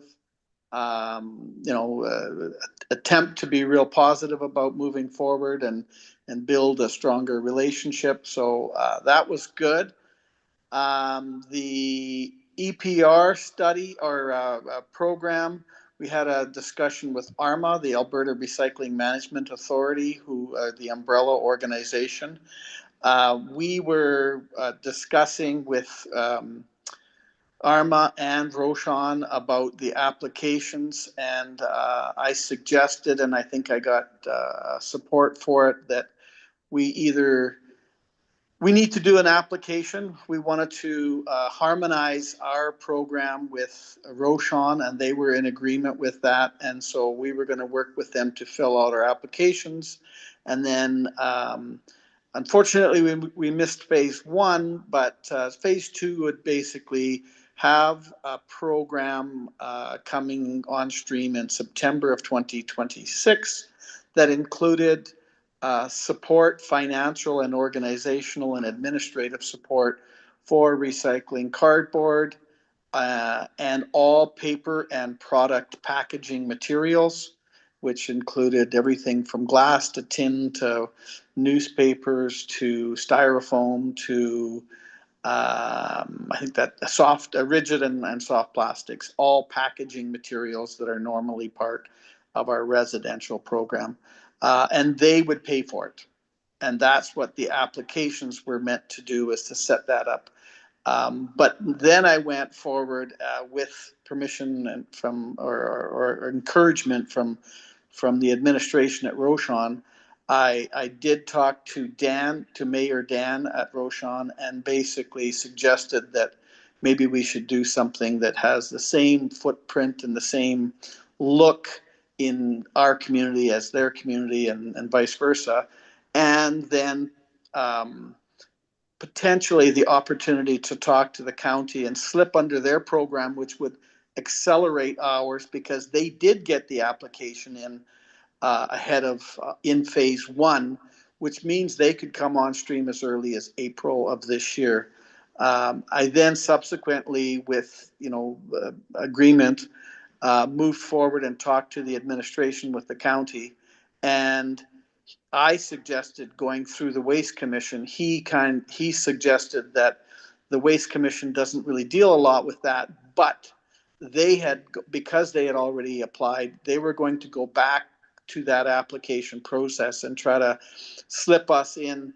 And in a nutshell, it was basically saying EPR, the extended producer responsibility, and the producers of that waste and recycling would pay for it. So our cardboard potentially would be paid for, plus a second bin that would collect the other materials. So that's what Stettler is pulling forward, is to put us into that, and that would include a second bin at both Roshan and ours that would not incur any costs, and in fact reduce our costs by about $80 a month or $80 every 2 weeks, because they would also pay for the cardboard. So that was a real positive thing. We're going to go back and forth a little bit, but I believe that should go through, and we'll either have that program as early as April or as late as September. And then I agreed to help both Roshan and the administration in filling out the paperwork if the not sneaking under, but tucking under the county's program proved to be not doable, then we would have to do our own, and I would help them do that. That was that one. And then lastly, we did have a waste commission meeting I believe it was December. And then following up on that, we are having a meeting on Friday, and the group did approve by a slim margin, did approve the purchase of a larger compactor to replace the current one, which is experiencing a lot of maintenance issues and was no longer sufficient to do the job that it needs to do. So they went with a demo compactor. They put out bids based on criteria, got 4 bids, and recommend 2 did not meet the criteria, and the other 2 that did chose the one based on price. So we do have a choice that we will be having a short meeting on Friday to just recommend moving forward with. It is expensive, but it is also required for to manage that landfill.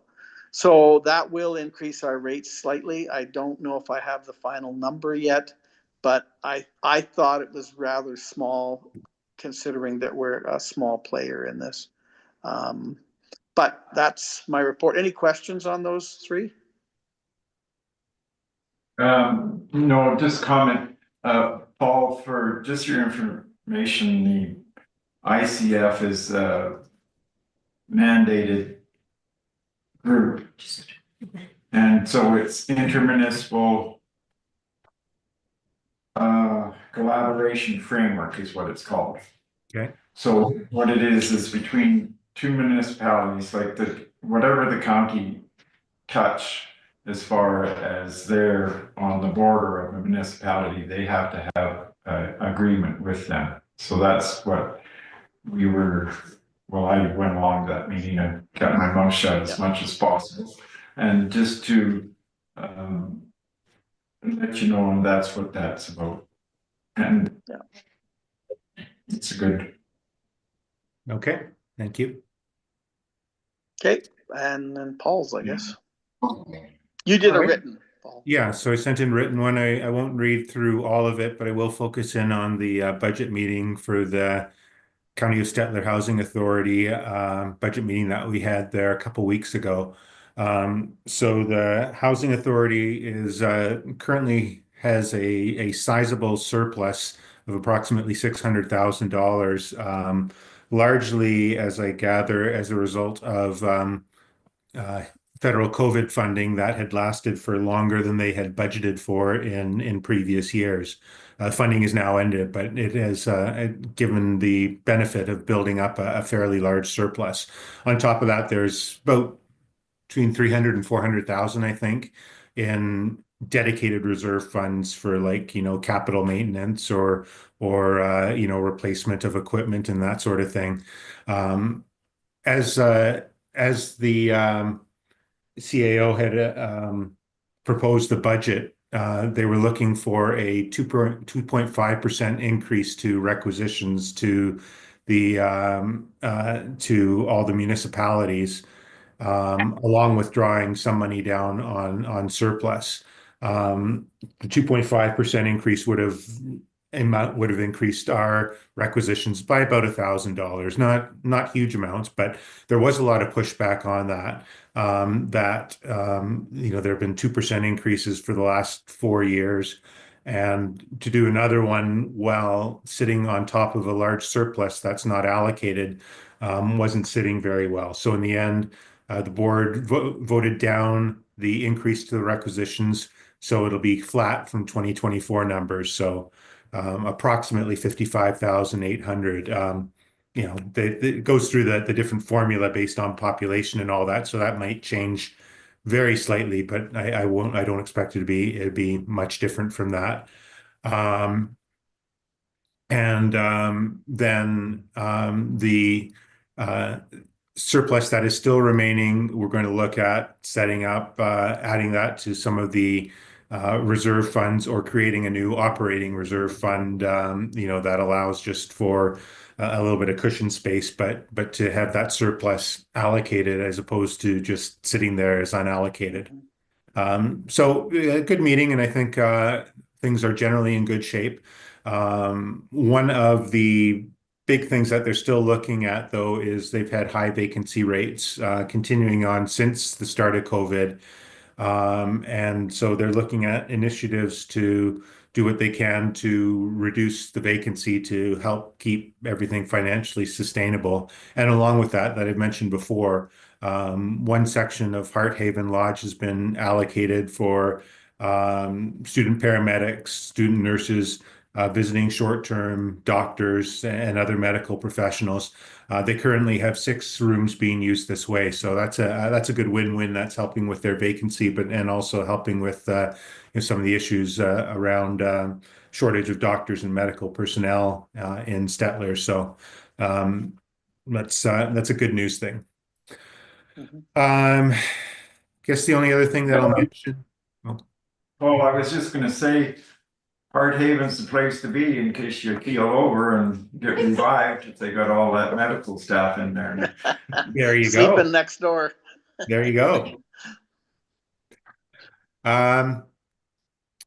Just have my upcoming meetings listed there. I guess one thing of note,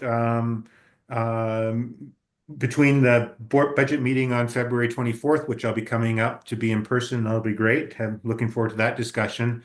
I do have my hopefully last eye surgery scheduled February 25th.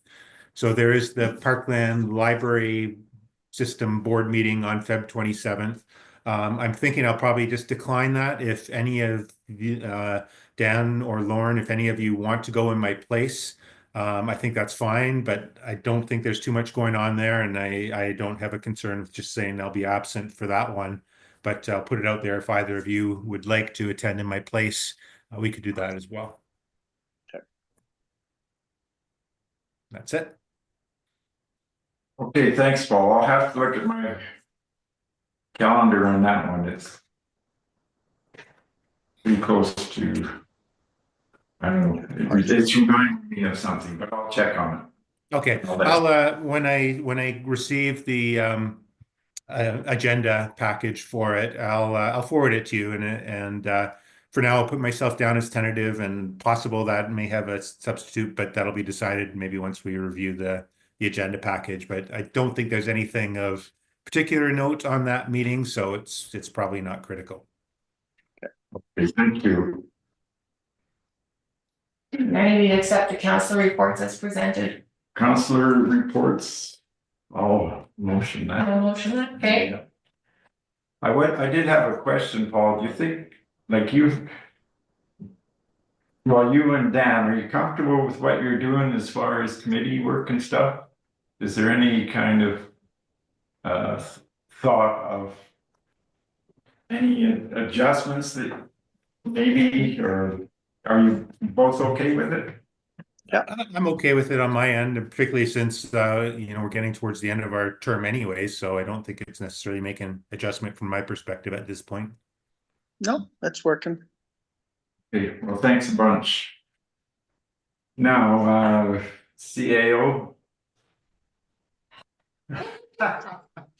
You thought. My report's long. Is there any points of question that maybe would be quicker?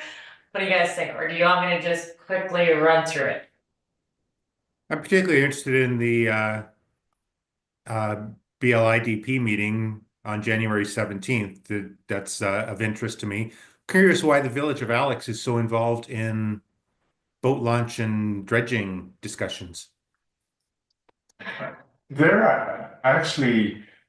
It was, okay, I can sum this up really quick.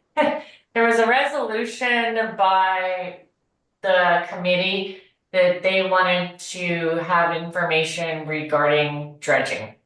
So Village of Alex has been going through a large application process because they made it their council and citizens made a decision to, because Alex Lake is smaller, that they would do some dredging. Taxpayers are paying for it, there's no grants. In Alex Lake. Yes. Yeah. Okay. Yeah, so that's why I was referred to Michelle Wright at the CAO of Alex, from Angela Fulton from Alberta Environment Okay. Water Act.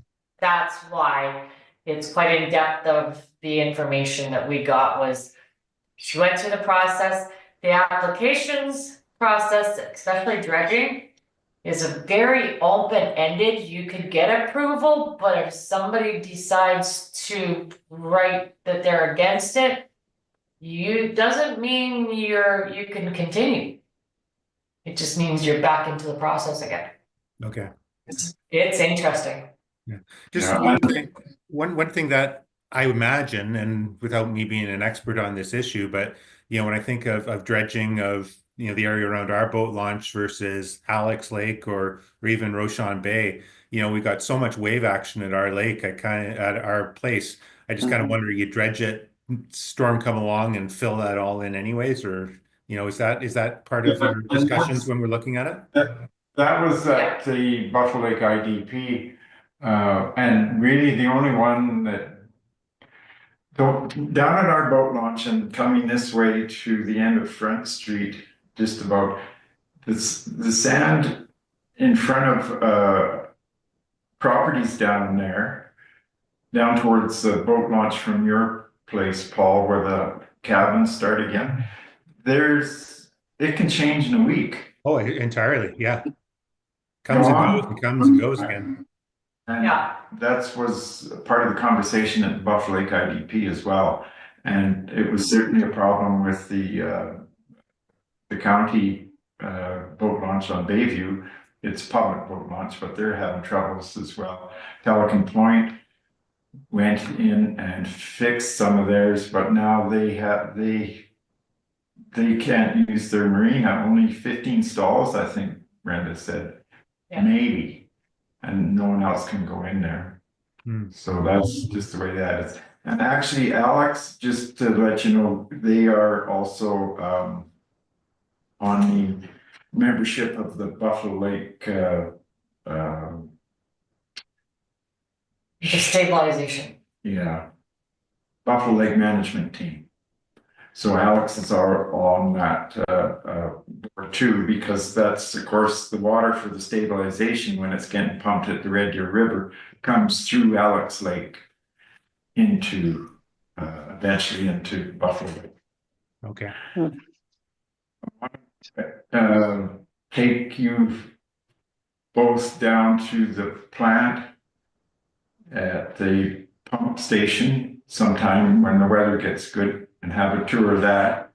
And then also transfer station west of town where all the water comes from, the Stettler treatment plant, and then the treatment plant down on Red Deer River.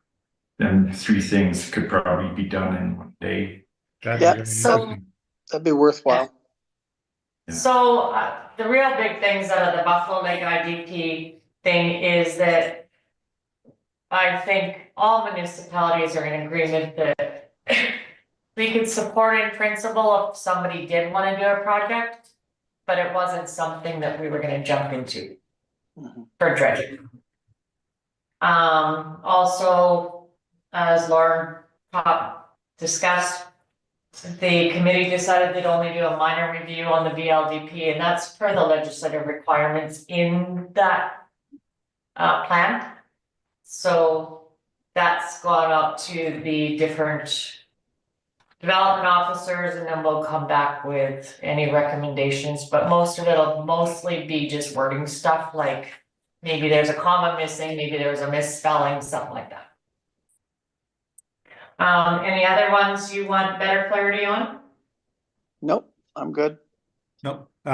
Thanks. You mentioned about the purchase of the second vehicle for the Summer Village, and I know we've had Lauren, you phoned and sent the email with some pictures of that. So is there going to be a separate motion in another meeting on that, or what's the next steps on that? Well, we want to bring that up today. Okay. Yeah, it was approved in the 2024 budget. And I did, it was approved with the application that we got approval on included the sander and we incorporated the mini truck UTV as part of those applications. So we've spent just about 13 with the sander, and we have 10 left.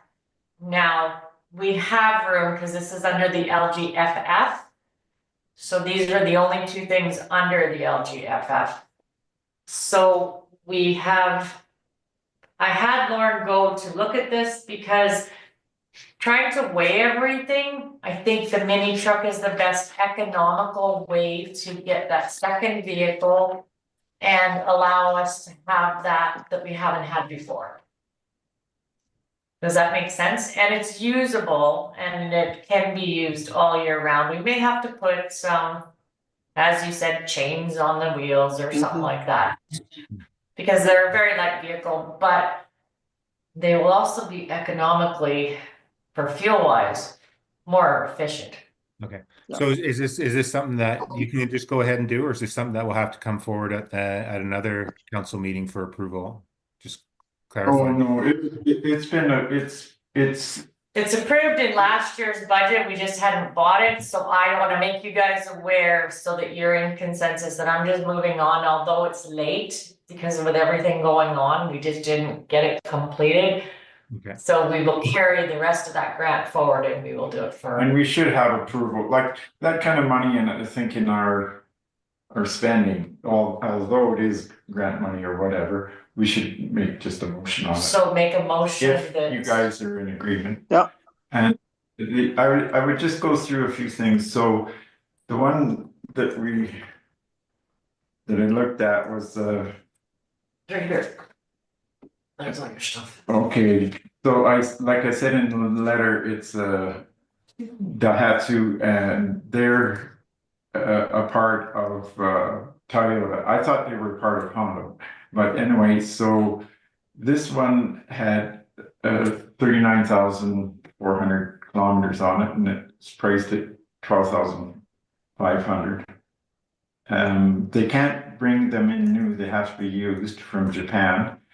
And like I said in the letter to you folks, that they have the offices in Devon, but there's also his partner has a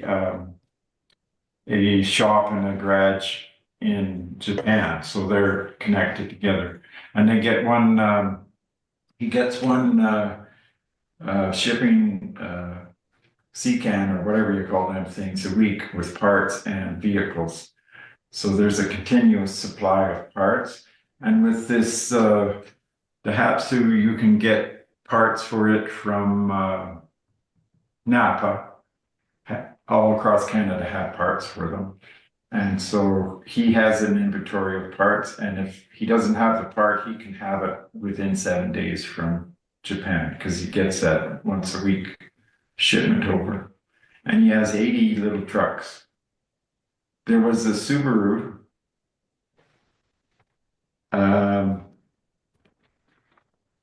on his list.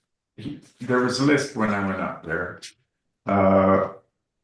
And basically the ones that we discussed were automatic, because the drivers, you drive off of the right-hand side. And if you had a 5-speed standard, which probably I would say 90% of them are standard. If you get a summer student on a hill driving a 5-speed standard on the wrong side of the vehicle, but then the gas pedal and the They're the same. brake I- is I the drove same Roshan's. as, It's not as hard as you think. So just so you're aware, Roshan Sands has had one for quite a while. Yeah, it's a little Daihatsu too, but it's a manual, and it's actually really easy to learn on. You're the other hand, but your braking and your pedals are all still the same. Your signal lights the opposite way. You sometimes flip the windshield wipers on instead of your signal light. But it was a super easy vehicle, because when I used to do maintenance out there, we'd had like the little water tank on, we go clean the outhouses, we were able to go down on the trails to get to places and to do some cleanup on stuff. Like, it was very handy compared to, they had a mule at one point, the Kawasaki mule. And that one's more cumbersome, didn't have like. There's no, if you weren't enclosed in the mule for that one. Well, the dad, so you have air conditioning, well, that one over there had air conditioning and a heater, so when it started getting colder, at least you had that. They did take off, you can take off the doors, so it's in and out easier in the summer, but you can put them back on. I liked that the sides had folded down, so you're easy to grab the weed whackers, or we used to do the push mowing, so just would pull those out in the gas. It was really easy, so I don't know if you had ones that had the drop sides too. Yeah, this Yes. is drop sided. Yeah, So that was really nice too, that I liked, I appreciated with the Datsun, then having to throw things into the back of the pickup. Cause I'm not super tall, I'm medium sized, but trying to grab things out from the back of the truck and. Yeah, but that's my 2 cents in the mini truck. So really, what I would like is, it was approved in the 2024 capital budget under the LGFF. That we could purchase one. I am actually looking for a resolution from council that due to everything we had going on, we want to continue moving that forward. And get the purchase done for 2025. Just a little more information if you need it. So it can be used if the other truck is down. It's 4-wheel drive. It gets over 50 miles to the gallon. So if you go to town with it, you can only really travel 80 kilometers an hour, 80 to 90, but 80 is probably what would be max. But it can pick up fuel. It can operate all year. And you can operate it within the town of Stettler. And if you're going down the back roads, you're only doing 80 anyway. Yeah. So motion to continue and complete that. Which year was the Datsun? This one was 2000 and Just to put it in the motion, that's the one. 2002. Yeah. It sounds older. It doesn't look old, but they run. He's had some with over 500,000 clicks on them. You have to change the oil in these things.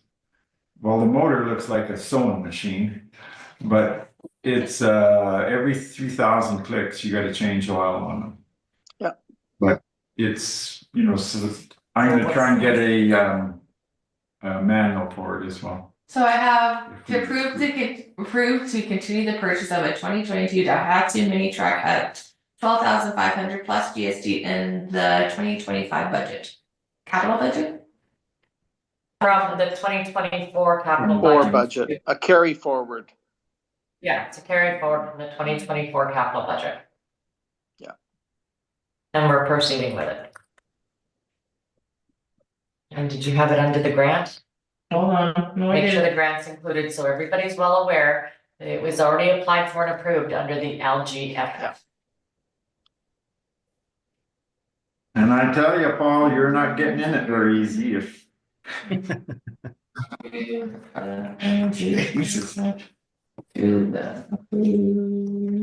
you might get in it, but you'd have a hard time getting it. Well, okay. I guess I won't be applying for that summer job then, will I? Yeah. I'll come and pick you up on my tour. We weren't hired yet, so don't worry there. The other one was a Subaru, and honestly, I had a real difficult time.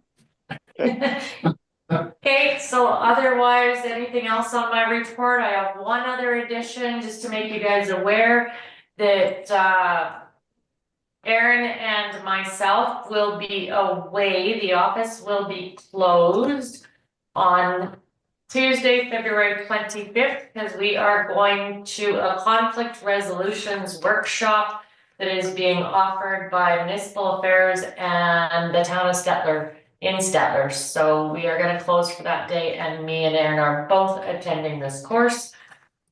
They are going to be advising us on what is conflict styles, communication skills, assumptions, assertiveness, anger, debrief, and closing.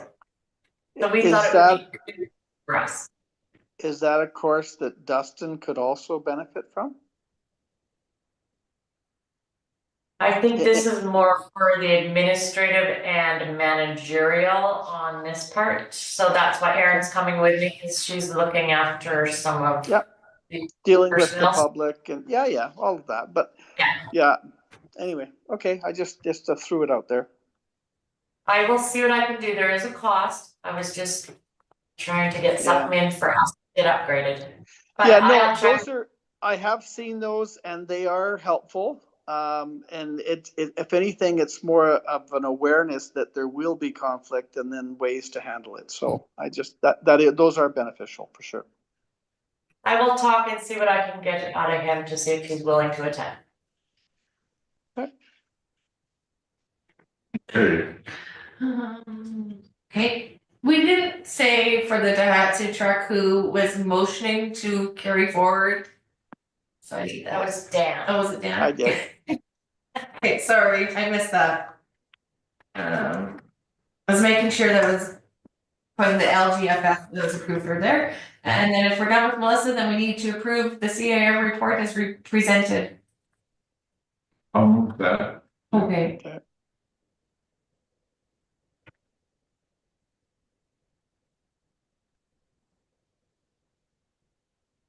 Alright, yeah.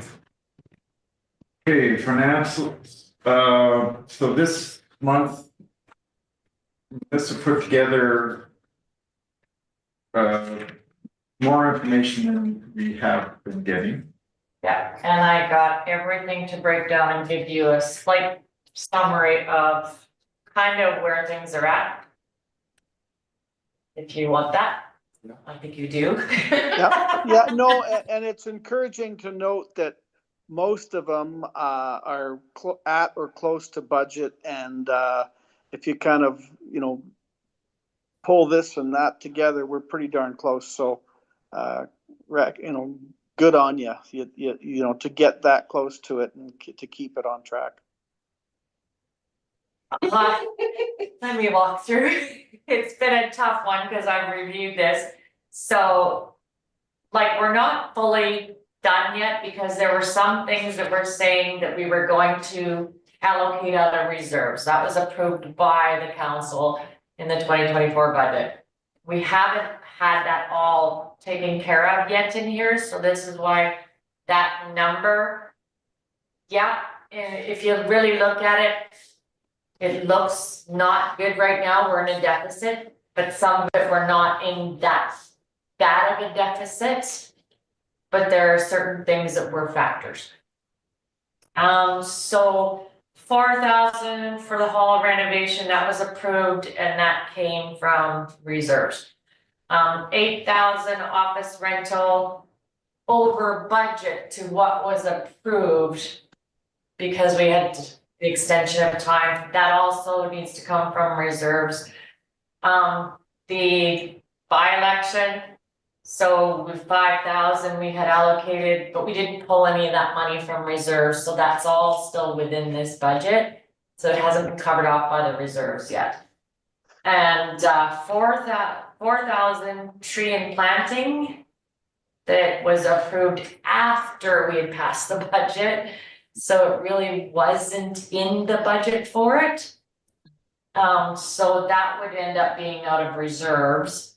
And then we had the hall roof repair. So by the time we got the leak and everything repaired, that was 3,800, that was emergent. And so that would have had to end up coming from reserves. So when you look at that total deficit of 32, it's not really that way by the time we get some of the reserve stuff allocated properly. But we do have a deficit of 9,000.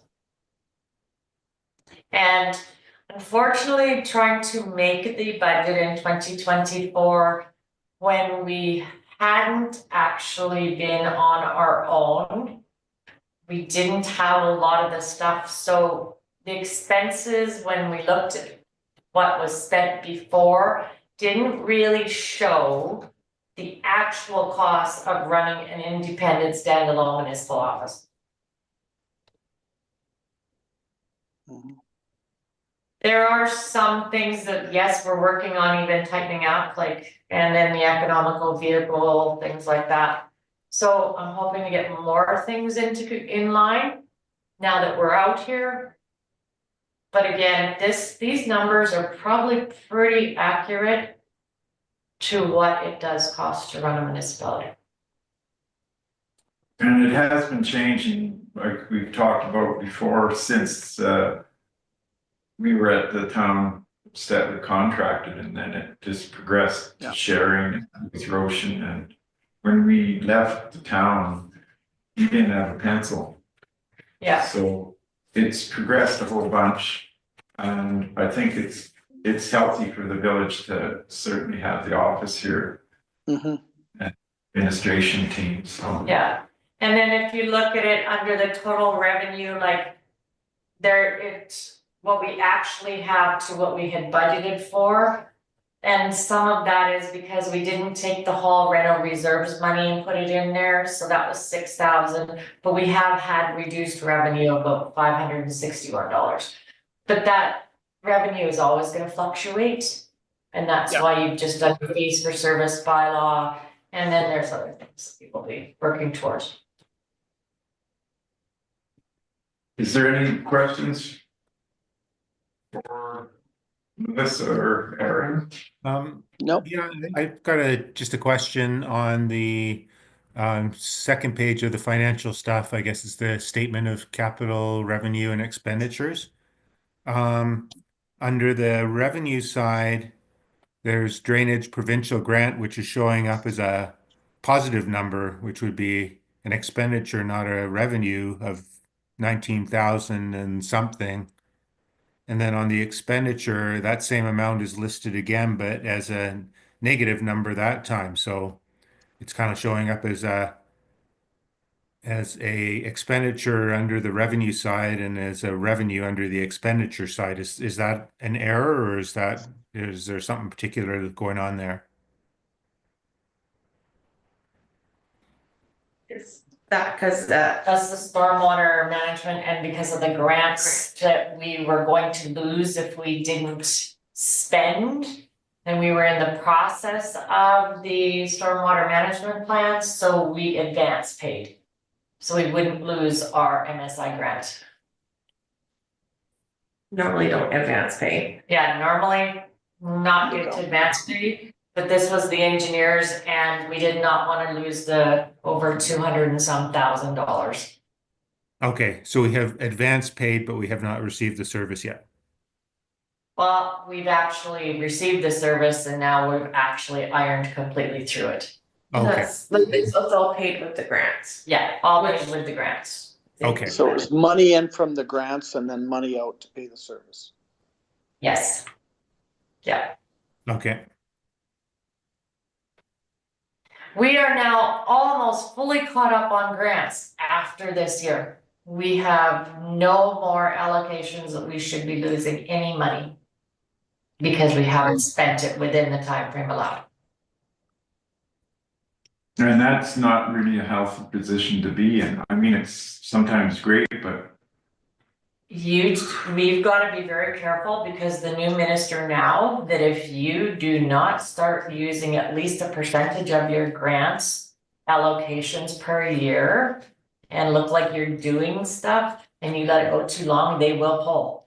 They will Yeah. take it back and you have to pay it back. So we have to get that balance and that's what we're trying to work with. So we've cleaned up all the old stuff for the most part. Yeah, we just haven't got our new grant allocation money in our bank yet, because Yeah. we've got one. Yeah. It's nicer when it's in our bank account and we're holding it than them holding it because we didn't do anything. okay, any other questions? Nope. Nope. Okay, You guys can approve financials 10.1 to 10.5 as presented. yes, That's the mayor. sure. We're almost there, guys. Yeah. All in favor? Yeah. Yeah. Okay, Yeah, I know, Danny, you can smell that,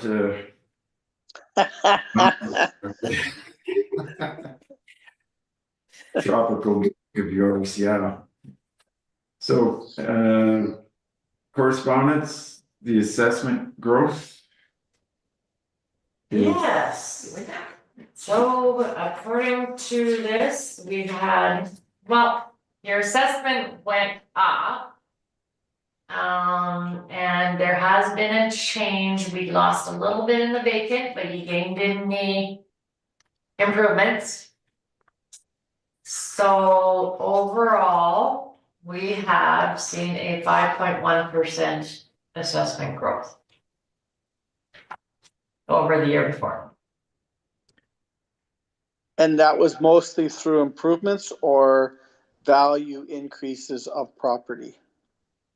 I think it would be, you lost in your vacant res when you had a decrease, so it would have, but you had an increase in your residential improvements, so I'm thinking it's probably more residential improvement, but there's probably increase in market value.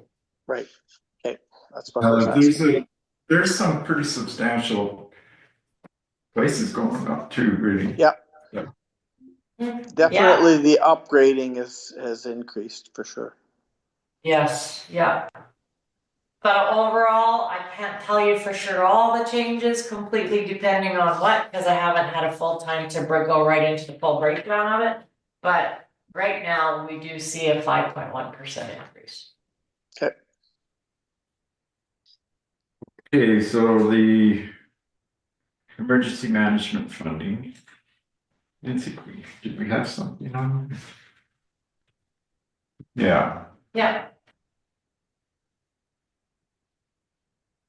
I just put this in because it does affect our budgeting. So we need to have everything in there, and so it's all part of the budgeting process.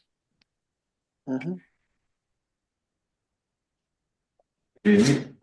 And then the golf cart, Acceptance letter oh, yeah, application. Yeah, this was the application that we got accepted.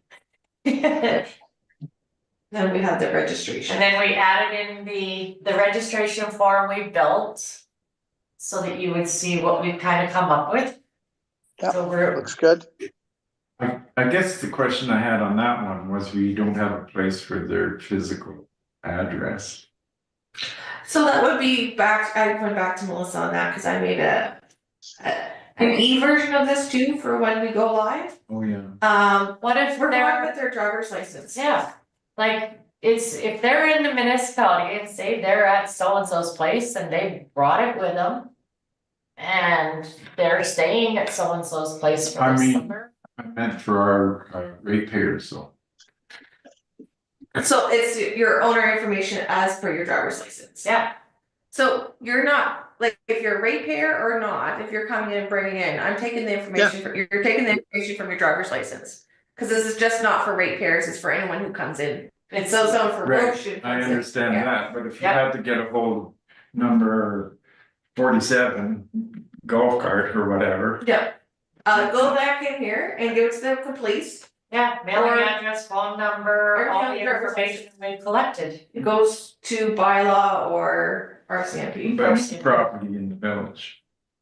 It, regardless, whoever I give that information to, they will be able to grab the contact information, right? So it doesn't matter if they're, like, you list the property thing, I went back and forth with Melissa and kinda agreed on not to have it. If we put that they have to, we haven't said in the bylaw that you have to be A resident a or resident rental of the property. I seller. agree with that, it's Yeah. just, it would be a simple step that you could, there was some complaint that came.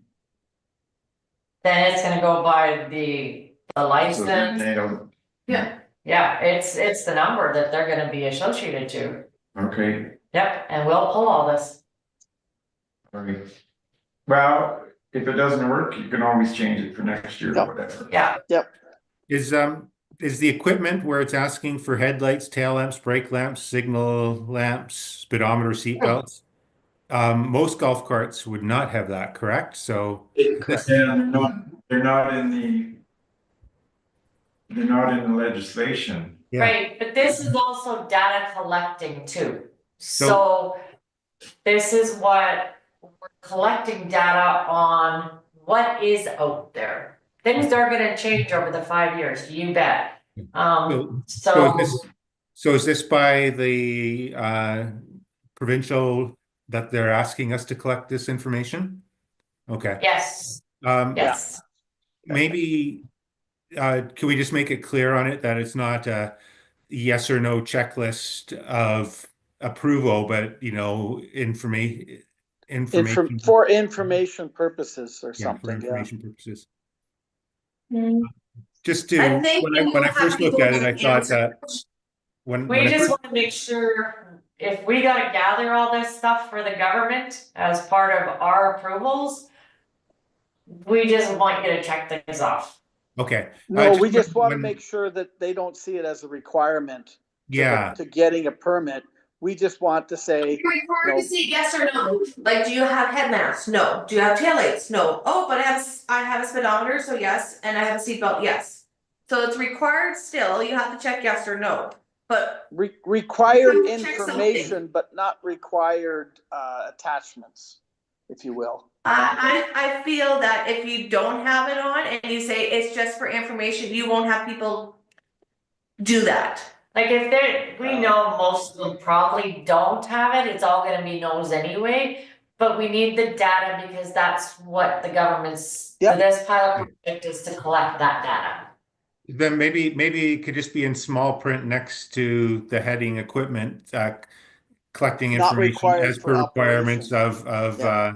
information gathering as per whatever. Just to reference that, it's required hold on. information, but it's not required. Yeah, just like Dan said, so it's not. It's required because we need it. But Yeah. as the No, but data it's not required for operation of the golf cart. It's required for the program. So what we could do is put a bracket in there and based on the pilot project legislation, we're just gathering information. But Yes. it still needs to be Yeah. checked off. Yeah. Still need to Something let like people that. know this is still required, because you'll have people like, I'm not gonna do it because it's not required. We'll fine tune that Mhm. to Yeah. reference it to the legislative data collecting requirement. Okay. The motion. No, this Oh, is just okay. information. We don't Yeah, need this is motion. good because you guys now know we're getting well prepared for this. Yes. Okay, well, what do you know about that? Well, then the RCMP stuff is next. Well, everybody read it? Yeah, actually, I did, and I was quite impressed by it. Like, stats are looking good. Well, I'm not telling them about when Kathy hit me with a fry pan.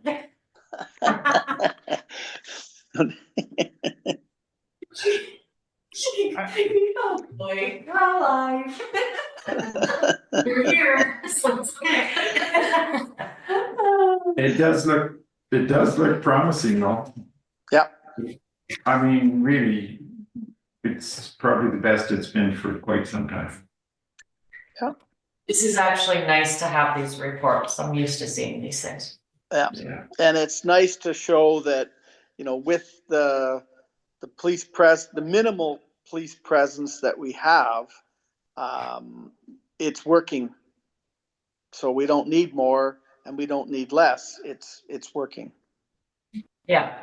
And that's why reviewing all these bylaws, that's kind of I'm going with that sense of just what happens here now and how is the legislation so we can just move it forward without any further issues. Right. That makes sense? And it is important, well, we gotta do it anyway. Yes, Yep. sorry. And the thing is, it's good for, especially you two folks that are new, because it's very educational to have Yep. input in bylaws with different ideas, right? That's why they can be changed all the time if you need to. Yes. Okay. I was quite interested in the community priority section. They talked about they did a town hall meeting in Red Willow, Mhm. giving guidance on preventing properties from being targeted by criminals. I was curious if we could follow up and maybe get some of those guidelines to them, and that could be something that could potentially be shared with the community. E-meeting last year. Yeah, I pulled in, I had heard about this and we pulled it into our annual information meeting last year. And Clint came as part of this representative and he provided a presentation, but I thought these are things that we need to pull into our annual information meetings. Is if I could get him to maybe do a town hall on something like that. Because you're just presenting your overall budget information and kind of showing how it all works and stuff, legislative requirements. But information to help residents to learn, even fish and wildlife, I'm thinking a session on about how to balance urban and environment, wildlife. You could also do the fire, fire prevention or SMART. fire Yes. smart. You could do a Yeah. fire Yeah. smart, you could do a police, and you could do a fish and wildlife. Those are all educational and very appropriate for us. Yeah. Yeah, yeah, so I will work on different things and bring it to you guys closer when we're gonna do the annual information meeting and kind of where you guys want me to go with this, and you can pick and choose. Okay, Accept the reports from 11.1 to 11.5 correspondence as presented. okay, one of you folks do it. I'll make a motion. Sure. Nicole? Yeah, All in favor? We're only Yep. 25 minutes off your 2 hours. Yeah. Actually, I said 3, so we're ahead of schedule. Oh, I misheard you. I commend you, we are before noon. 11:55. There you Yeah, I'll do that. Okay. Motion